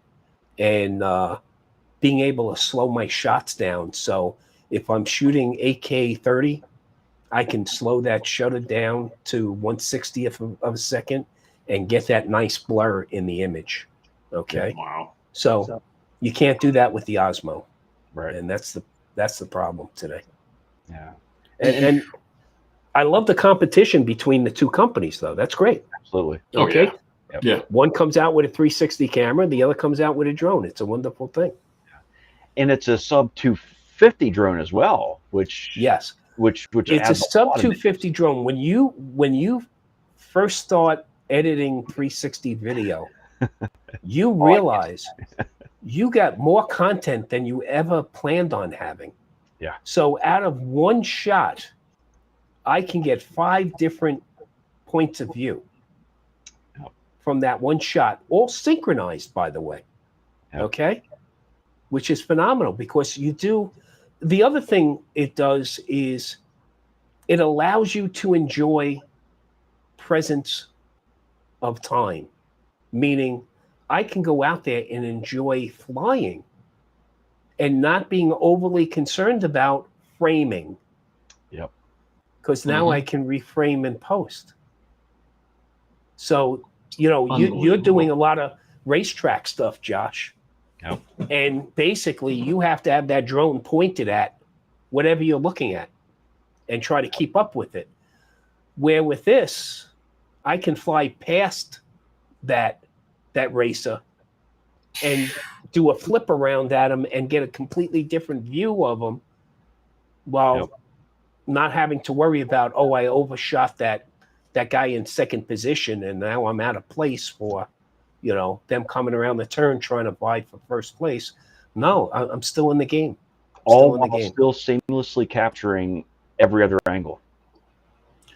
Yeah, and just realize, people go, oh wow, we got an 8K drone. No, you don't. No. You got a 4K drone. Yeah. Okay. It just happens to have 2 4K images that when they put it together, it's great in marketing to say I got 8K. Okay. But in reality, when I frame, the best I'm going to get out of that is 4K. Right. Which, and come on, is more than enough. Fantastic. Yeah. And the fact that they've set it up with the fact that you don't see the props too. That's fantastic. Yeah, I like the fact that they have the automatic landing gear, right? Yeah. Yep. So the landing gear comes down to make sure that bottom lens doesn't touch the ground. Yep. Okay. Didn't we all hope for a Phantom 4 to have retractable landing gear, right? Yes. And a 360 gimbal. Yeah. Okay. Or we would have called it a mini Inspire. Right. Yeah. Yeah. Yeah.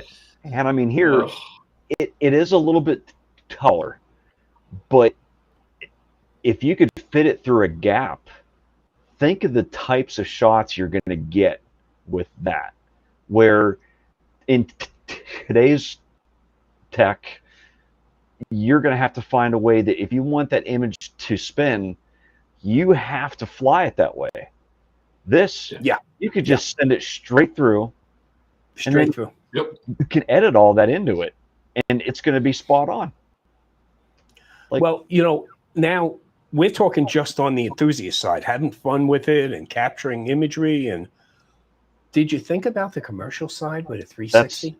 That's exactly From a mapping standpoint, Yep. from a data point Wow. standpoint. Yeah. Okay. Yep. Now, if I want to fly a construction location, right, and I'm going to fly that at multiple altitudes. I'm going to set up my waypoints, and I'm going to set up the waypoints to fly, but I'm going to have to set them up at least 3 or stack them 4 high to get the different altitudes so I can get the resolution I need, right?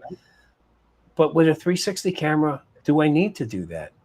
Now I can fly around something and take those data points into a splat, create that splat from all of that imagery captured at one time. Okay. Yep. So this opens up a great deal of possibilities, And what I liked was, what I was interested in seeing was having familiarity with 360 video, seeing how much better the stitch lines have gotten over time. Like when I'm looking at the X5, I can't see the stitch line compared to the X2. I could clearly see it. Yep. Okay. And had to plan for it. So I was concerned knowing that a drone had to be thicker than that X5 camera, how they were going to handle the stitch line. Well, it was a simple approach. Move the cameras out even further from each other, and the stitch lines actually overlap. Yep. Okay. And no need for a gimbal. So there isn't a gimbal. It's a damper. Yep. It's not a gimbal. And when you're flying, being able to look any way you want, but still having that forward view always on the screen in front of you. Or like we're used to with our DJI product of hitting that one of those customized buttons underneath, and you'll go from a horizontal down to a vertical look, right? Well, with this drone also, you could have your head tilted, be completely disoriented, and just hit one button, and it's back to straight on flying. So there's a great deal of opportunity to capture some unique stuff now with this. This is going to be crazy. Like, I'm not exactly the expert on this, but you would think this is also a cost savings on the actual mechanical parts of that drone, because you no longer have the expense of the gimbal. You don't have it programmed in to actually change angles, so there's no power being actually lost onto that. It's not going to suddenly randomly jerk on you because it doesn't need to. It can stay one camera here, and no matter how it moves, it's capturing everything you're doing. Yeah, and that's the thing. Being able to, go out with my X5 camera and just enjoy myself walking through, this place or that place, or go into the Bellagio lobbying and just look at all the horticulture there, and just walking around with my invisible selfie stick. And then when I get home, realizing, holy crap, I got a ton of content. Yeah. Okay. And I can approach it from 5 different angles. And that's the unique part of this. I think people will have fun flying it and then come back and realize what real power they had in their possession. So, yeah. As far as Warren, as far as processing power, really not that bad, because one thing that Insta360 has done is they provide a cloud solution. So if you buy an Insta360 X5, you get a year's worth of cloud at no cost, okay? And what it's basically doing is it's using proxies. So it's using low-res proxies that you can turn around and do all your editing in. And then when you hit export, that's when it goes ahead and grabs those in and out cut points from the full resolution video and puts it all together. So as far as processing power, I would say any computer within the last couple of years, you'll have no difficulty whatsoever editing. Better if you have, I'm a PC user, I'm a Windows user, okay, and my issue has always been codecs. Luckily, when I put my machine together, I use the correct i9 processor and not the dumbed down one that didn't come with all the codecs. But as far as a video card goes, anything built in the last couple of years, you'll have no problem editing this video. In fact, I mean, if you're having problems editing right now, yeah, it's not going to get better for you. So. Yeah, I mean, honestly, it's not really going to add too much to it because you're still dealing with pretty much the same hits and everything overall. What even might even add to it is the fact that they also have an app on your phone that allows you to edit it as well. So Studio 360 allows you to operate either in an app-based environment on a mobile device, or that could be a phone or a tablet, and also on the desktop. And there's a plugin for Premiere as well. So there's a few different ways of going about it. Jim, it is dampened, the image, and their image stabilization is pretty damn good. I'd say probably one of the best out there. So it definitely competes with Rocksteady and the EIS that comes in GoPros. Now GoPro's coming out with a camera soon. They're usually September time frame. Okay. But I got to be honest with you. The X5 is a very capable 360 drone, and it definitely, I've been looking to add it to my box of tricks for a while now. So, I mean, yes, I'll put my hands on an anti-gravity as soon as I can. I signed up for their consumer program. The one thing they're doing here is they're actually not releasing the drone until probably late January. But what they're doing is they're giving a bunch of consumers, and I don't know if you can still sign up. You might want to check their website, insta360.com, to see if you can sign up for their consumer beta program. So what they're doing is they created a $20,000 prize pool, and they're issuing out X number of these pre-production anti-gravity drones. And based on the feedback, so if I get one and I'm looking at it and I think, hey, it would be better if it did this or did that, I submit that to Insta360. If they feel that it has merit, then I'll probably get a cash award out of that prize pool. But also, everyone they've issued one of those pre-production drones to, once the program is over, that program period is over, those individuals will get a full retail version of the drone as well. Wow, so very nice. If it's still available, sign up for it if you're interested.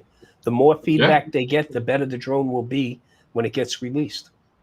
Yeah, I was going to post a link, but it's currently down. So they either... So it's probably reached capacity. Yeah. And if you signed up already, you'll hear the beginning of September whether you've been selected or not. Very awesome. Yeah. I mean, I do have an Insta360. I have the one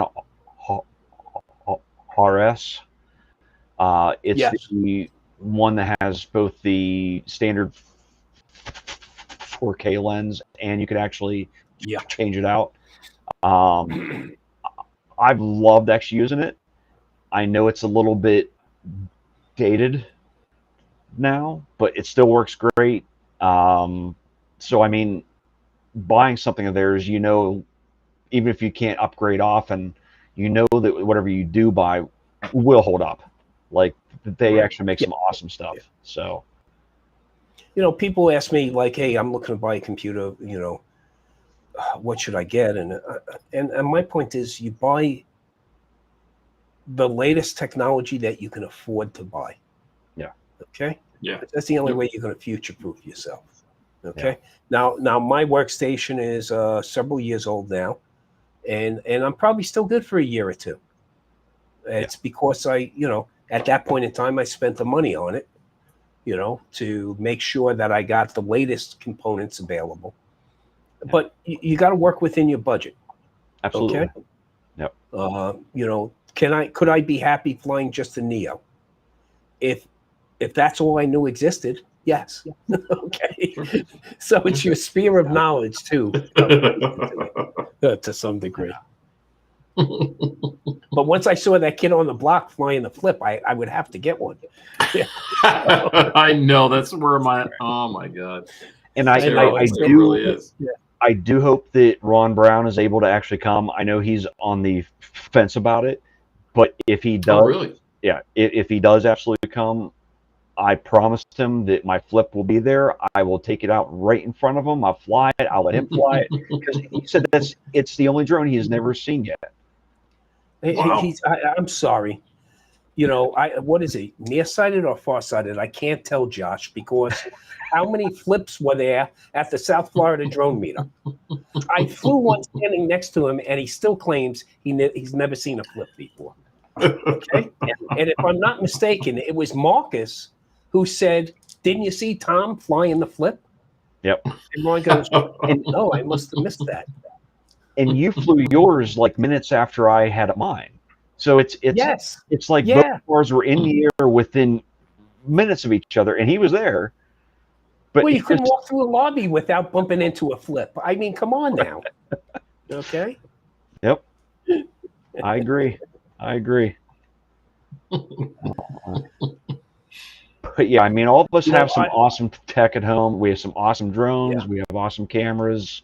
And I mean, yeah, we always want that latest, greatest thing. But how many of us are even using what we have to its fullest? Not any of us. We're not.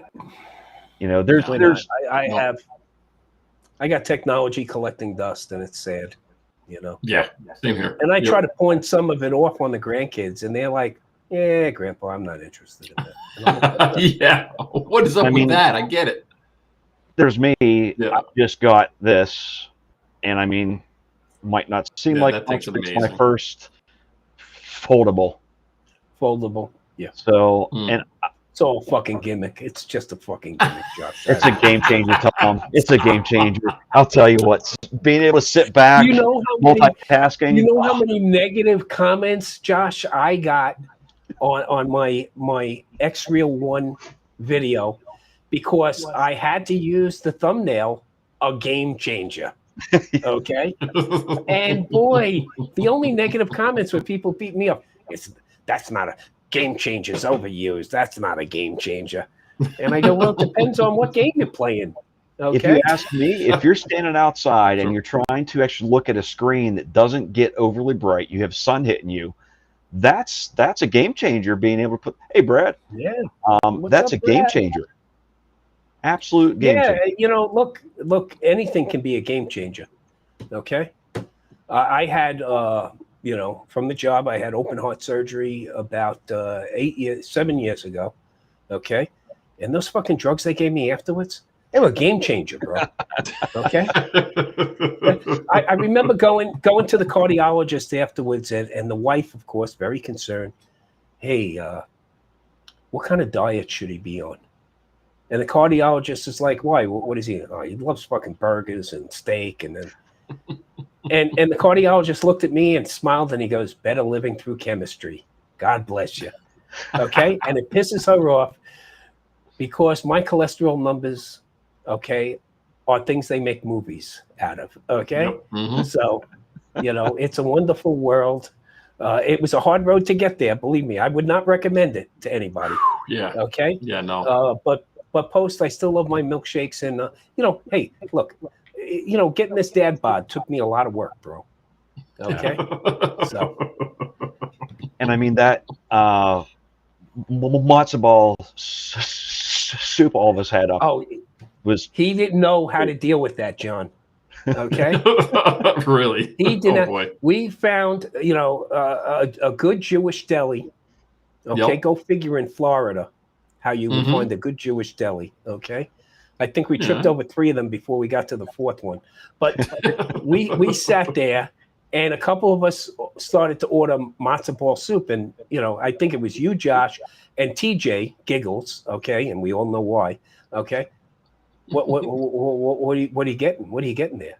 Okay, but once you have that matzo ball soup, that comfort food, you know why. Hey, Steve. Now the funny thing, John, at that restaurant, they had a computer server, a robot server.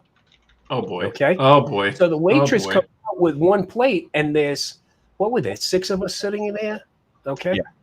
Yeah. And she brings out one plate, and it's like, oh, this is going to take a while. No, the robot was behind her with the other 5 plates. Okay. So it's pretty cool. And then, of course, TJ wanted to borrow it the next day to bring it to the drone meetup. Okay. Of course. But the waitress was great. She turned around and goes, "Oh, no, that's the drone spa day tomorrow." Okay. So it can't make it. It's its spa day tomorrow. So pretty cool. So That's so hysterical. are there any New York celebs going up to the drone meetup? I mean, is Stevie Bronx going to the Northeast drone? I see him in the chat, but Stevie's one of those guys that show up at the stroke of midnight. Yeah. Mm-hmm. And tell you it came with no planning whatsoever. So Stevie, come on, man. What commit here, bro. What's up? Okay. Would Eddie be awesome. Nunez, you could ask him to commit. Okay, that's wasted effort. Yeah. But if you tell him yeah, we're all interested in seeing the Cybertruck, then maybe he'll take the drive up. Okay. I want to see that Cybertruck so bad. It's ridiculous. I really do. Have a feeling that we might be seeing it. I can't say for certain, but I have a feeling. So. Mm-hmm. And Brad, well, we will. It would be good to see. Yeah, if you were able to, it would be great to have you. But I understand why you can't. Next year, though. Well, next year. Well, let's ask Brad this: is there a particular company's ATM machine we need to go kick the shit out of? So they have to call in the big guns for the repair, or what? Let us know, man. Hey, couple of dark ski masks and a black T-shirt or 2. I think we can accomplish it. And there are enough people. Except one of our idiots will want to film it, and that's the problem.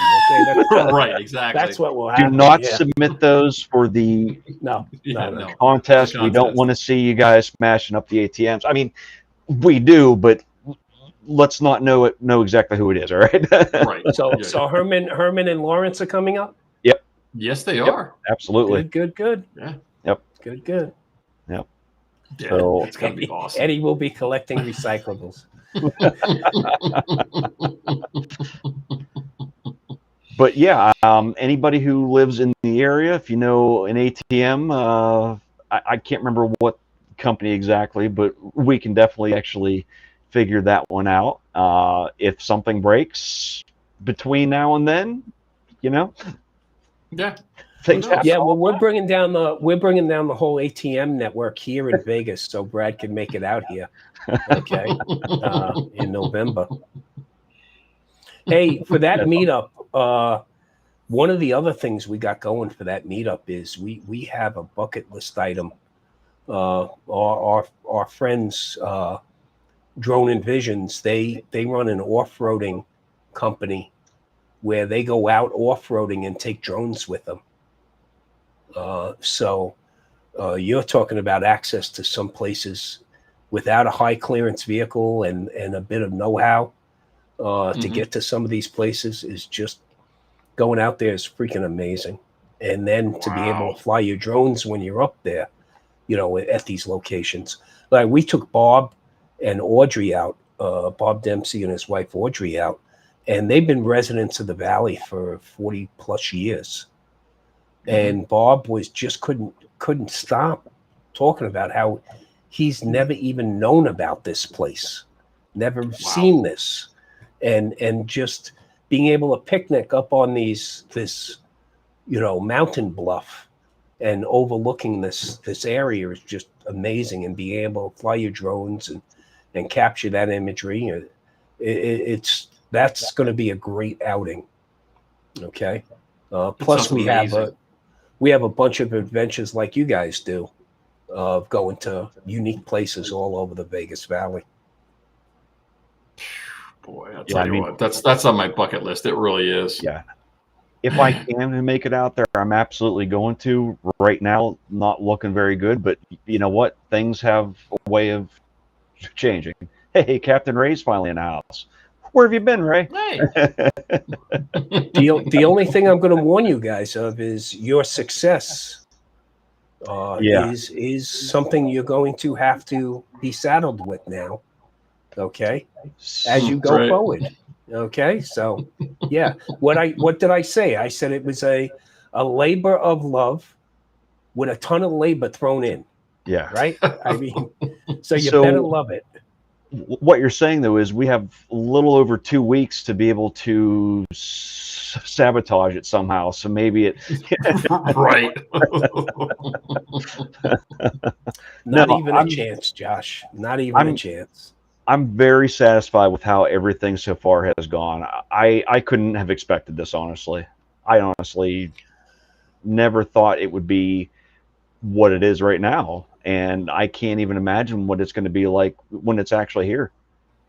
Yeah. Well, you know, the great thing is having these meetups start to come to fruition, and the way they're being organized is great because it's local people who are doing that organizing, which is great because that gives us that are traveling to the area more insight into where and how and what we should fly and capture.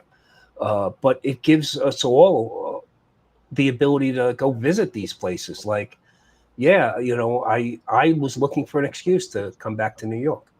Okay. Nice. And you guys gave it to me. The wife said to me, "Are you thinking about going to this meetup?" And I said, "Well, I was thinking about it." She says, "Go."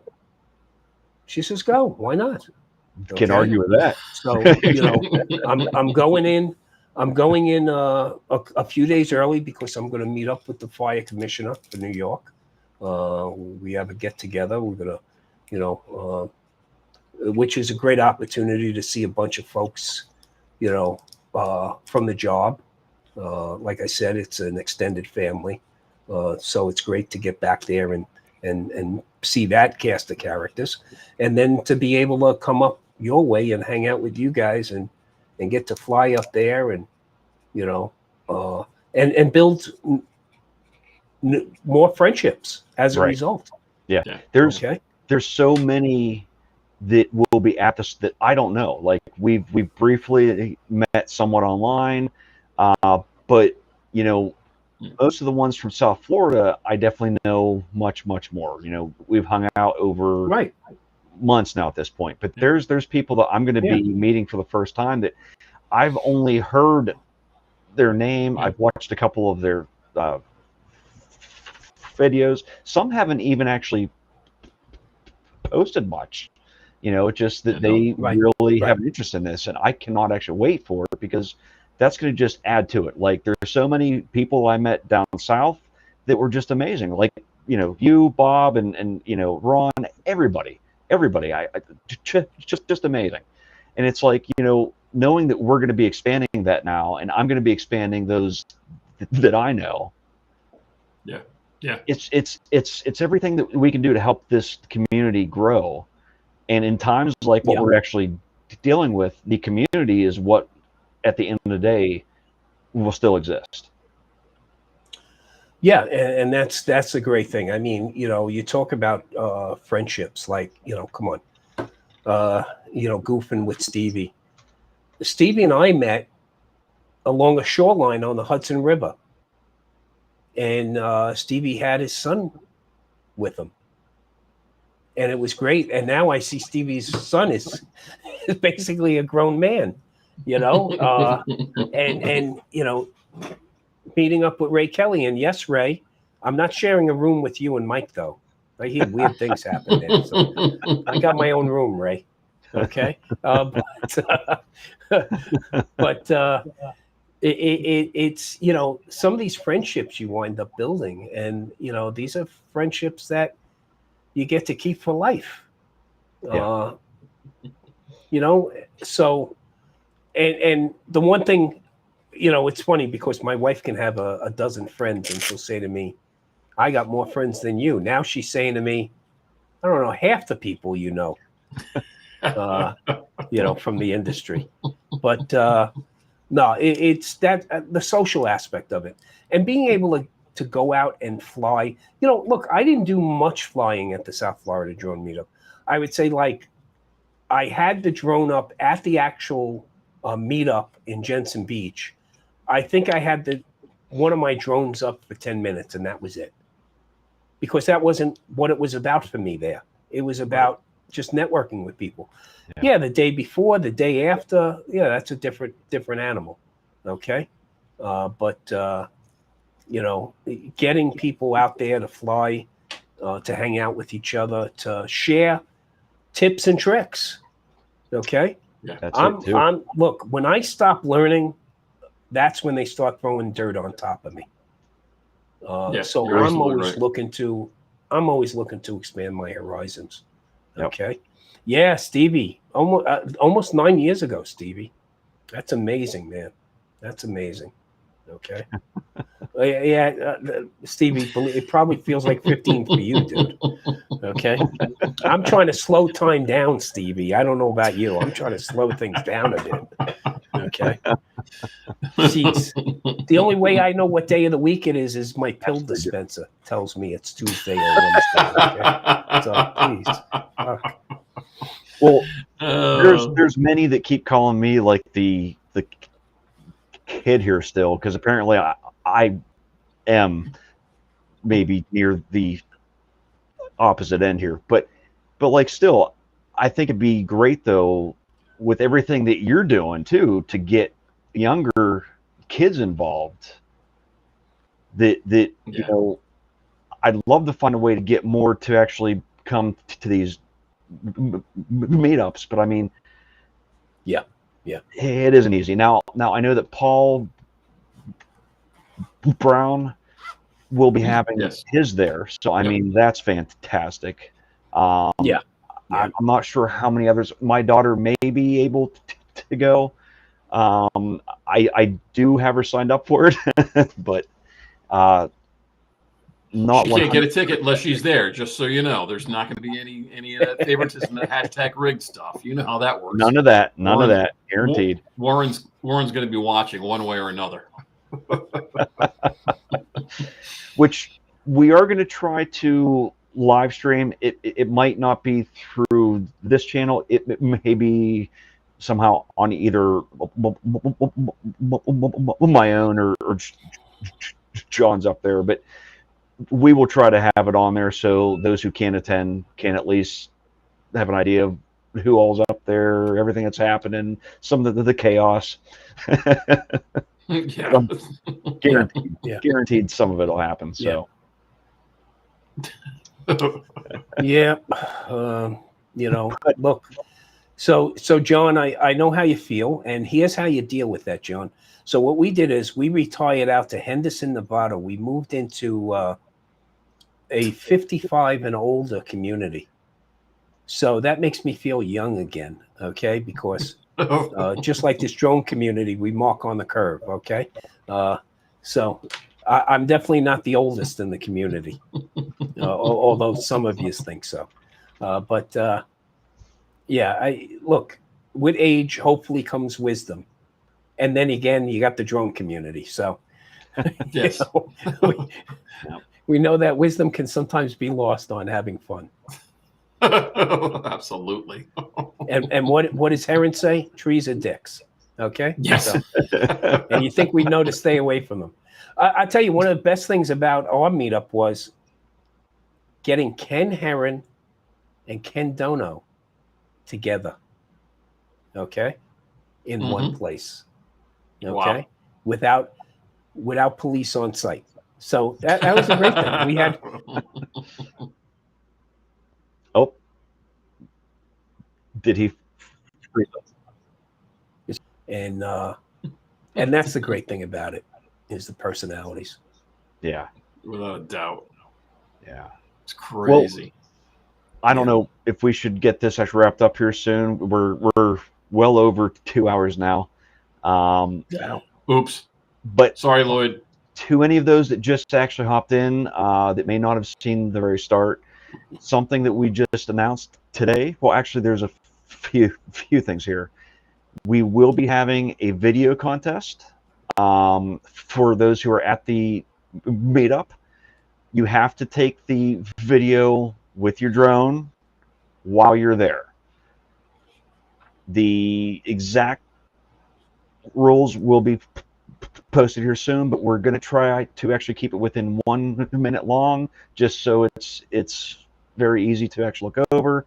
There will be a thread on the Drone Rogues Facebook page where we will be accepting all of them. Everybody needs to post them under that thread. We will start the contest on Monday, September 29th during our show, and it will run through the following week at 6 p.m. when we start the show after that. We will stop everything. At that point, we will announce who it is right there, actually on the stream at night. And John, can you remind everybody what the prizes are? Yeah, as a matter of fact, we're gonna everybody will be voting on it, and the prizes are going to be $100 Visa gift cards for the videos. So whoever gets the most votes and likes, it's not going to be rigged in any way. So it's going to be voted on by the community and everybody that's on there. And heck, if nothing else, you can buy some more drone equipment. It'll be fun. It'll be a good time. That's right. So if you're not subscribed to our Facebook page, please do so now. That's the one thing. I don't have the link sitting here handy. Let me I'll get it. do this. I think this is it right here. So if you're not a member of our group, please join that now. Everything about the contest will be on there, as well as on our Meet Up page as well. And also, we're going to be giving little trophies away at the actual meetup itself. Not really like trophies, but we're coming up with something, and the criteria is in the works. So just something special for everyone who's there. So, and I'm pretty sure at this point, everybody's going to be coming home with something. Yeah. So as long as we don't get inundated. I mean, we're to the point now where we've got we're in the 70s for people that have actually pre-registered. So I think Tom was number 70. Well, technically, Tom was number 60 of the ones who are officially signed up. Oh, okay, officially. We held back from you, John. We didn't tell you, John. Okay. Josh knew, but he didn't tell you. Okay. All right. Okay. So. And I didn't either. I didn't say a word. But no, I think it up a little bit. Awesome. Okay. Oh, Jim does not use Facebook. Okay, yes, Jim, we'll figure out another way to get things.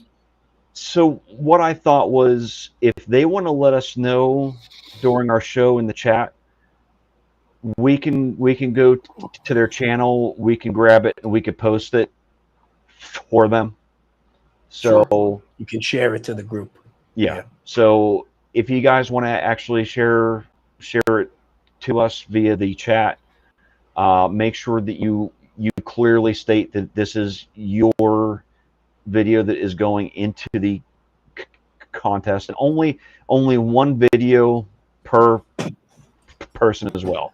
So and Josh, you said it had to be shot during the Northeast Drone Meetup. Now, that in itself should disqualify Mark Fisher from using the 50,000 hours of B-roll footage he's got throughout the entirety of Rhode Island. And if anybody doesn't realize, look at a map of the U.S.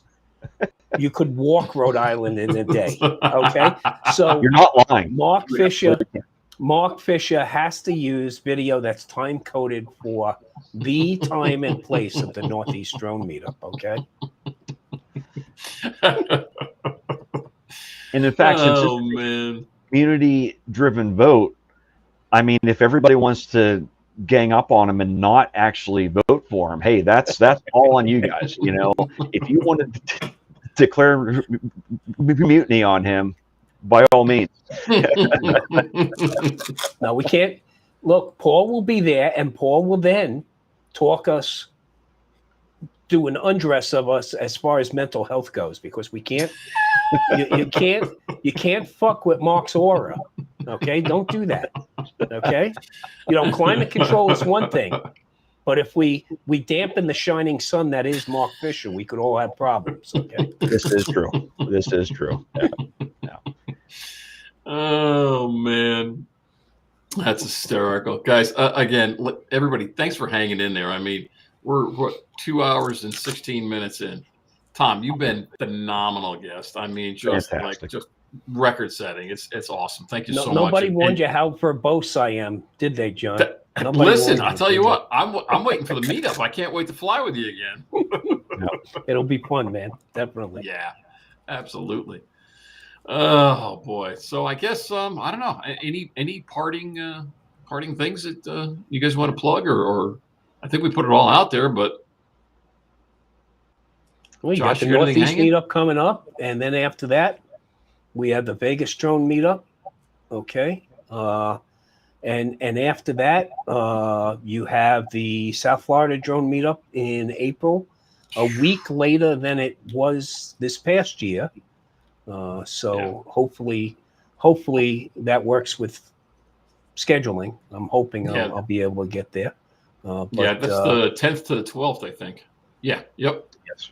Yep. Yeah. Wow. Now, obviously, Minefield is coming up this weekend, so it's this weekend, right? Yeah. So for all those heading there, have a great time, enjoy it. I know there's a bunch of awesome safe travels pilots heading there, and Michael Wright will be on our show next week, who will be fresh off of his Minefield trip there. So definitely thrilled to see it and hear about that. So fantastic. Well, guys, again, thanks everybody. I really appreciate you guys hanging in there and checking it out, popping in, popping out. We've had quite a bit of viewers in and out, but it's been a good show. It's been a great show, and thanks for everything. And we'll catch you next week. All right, guys.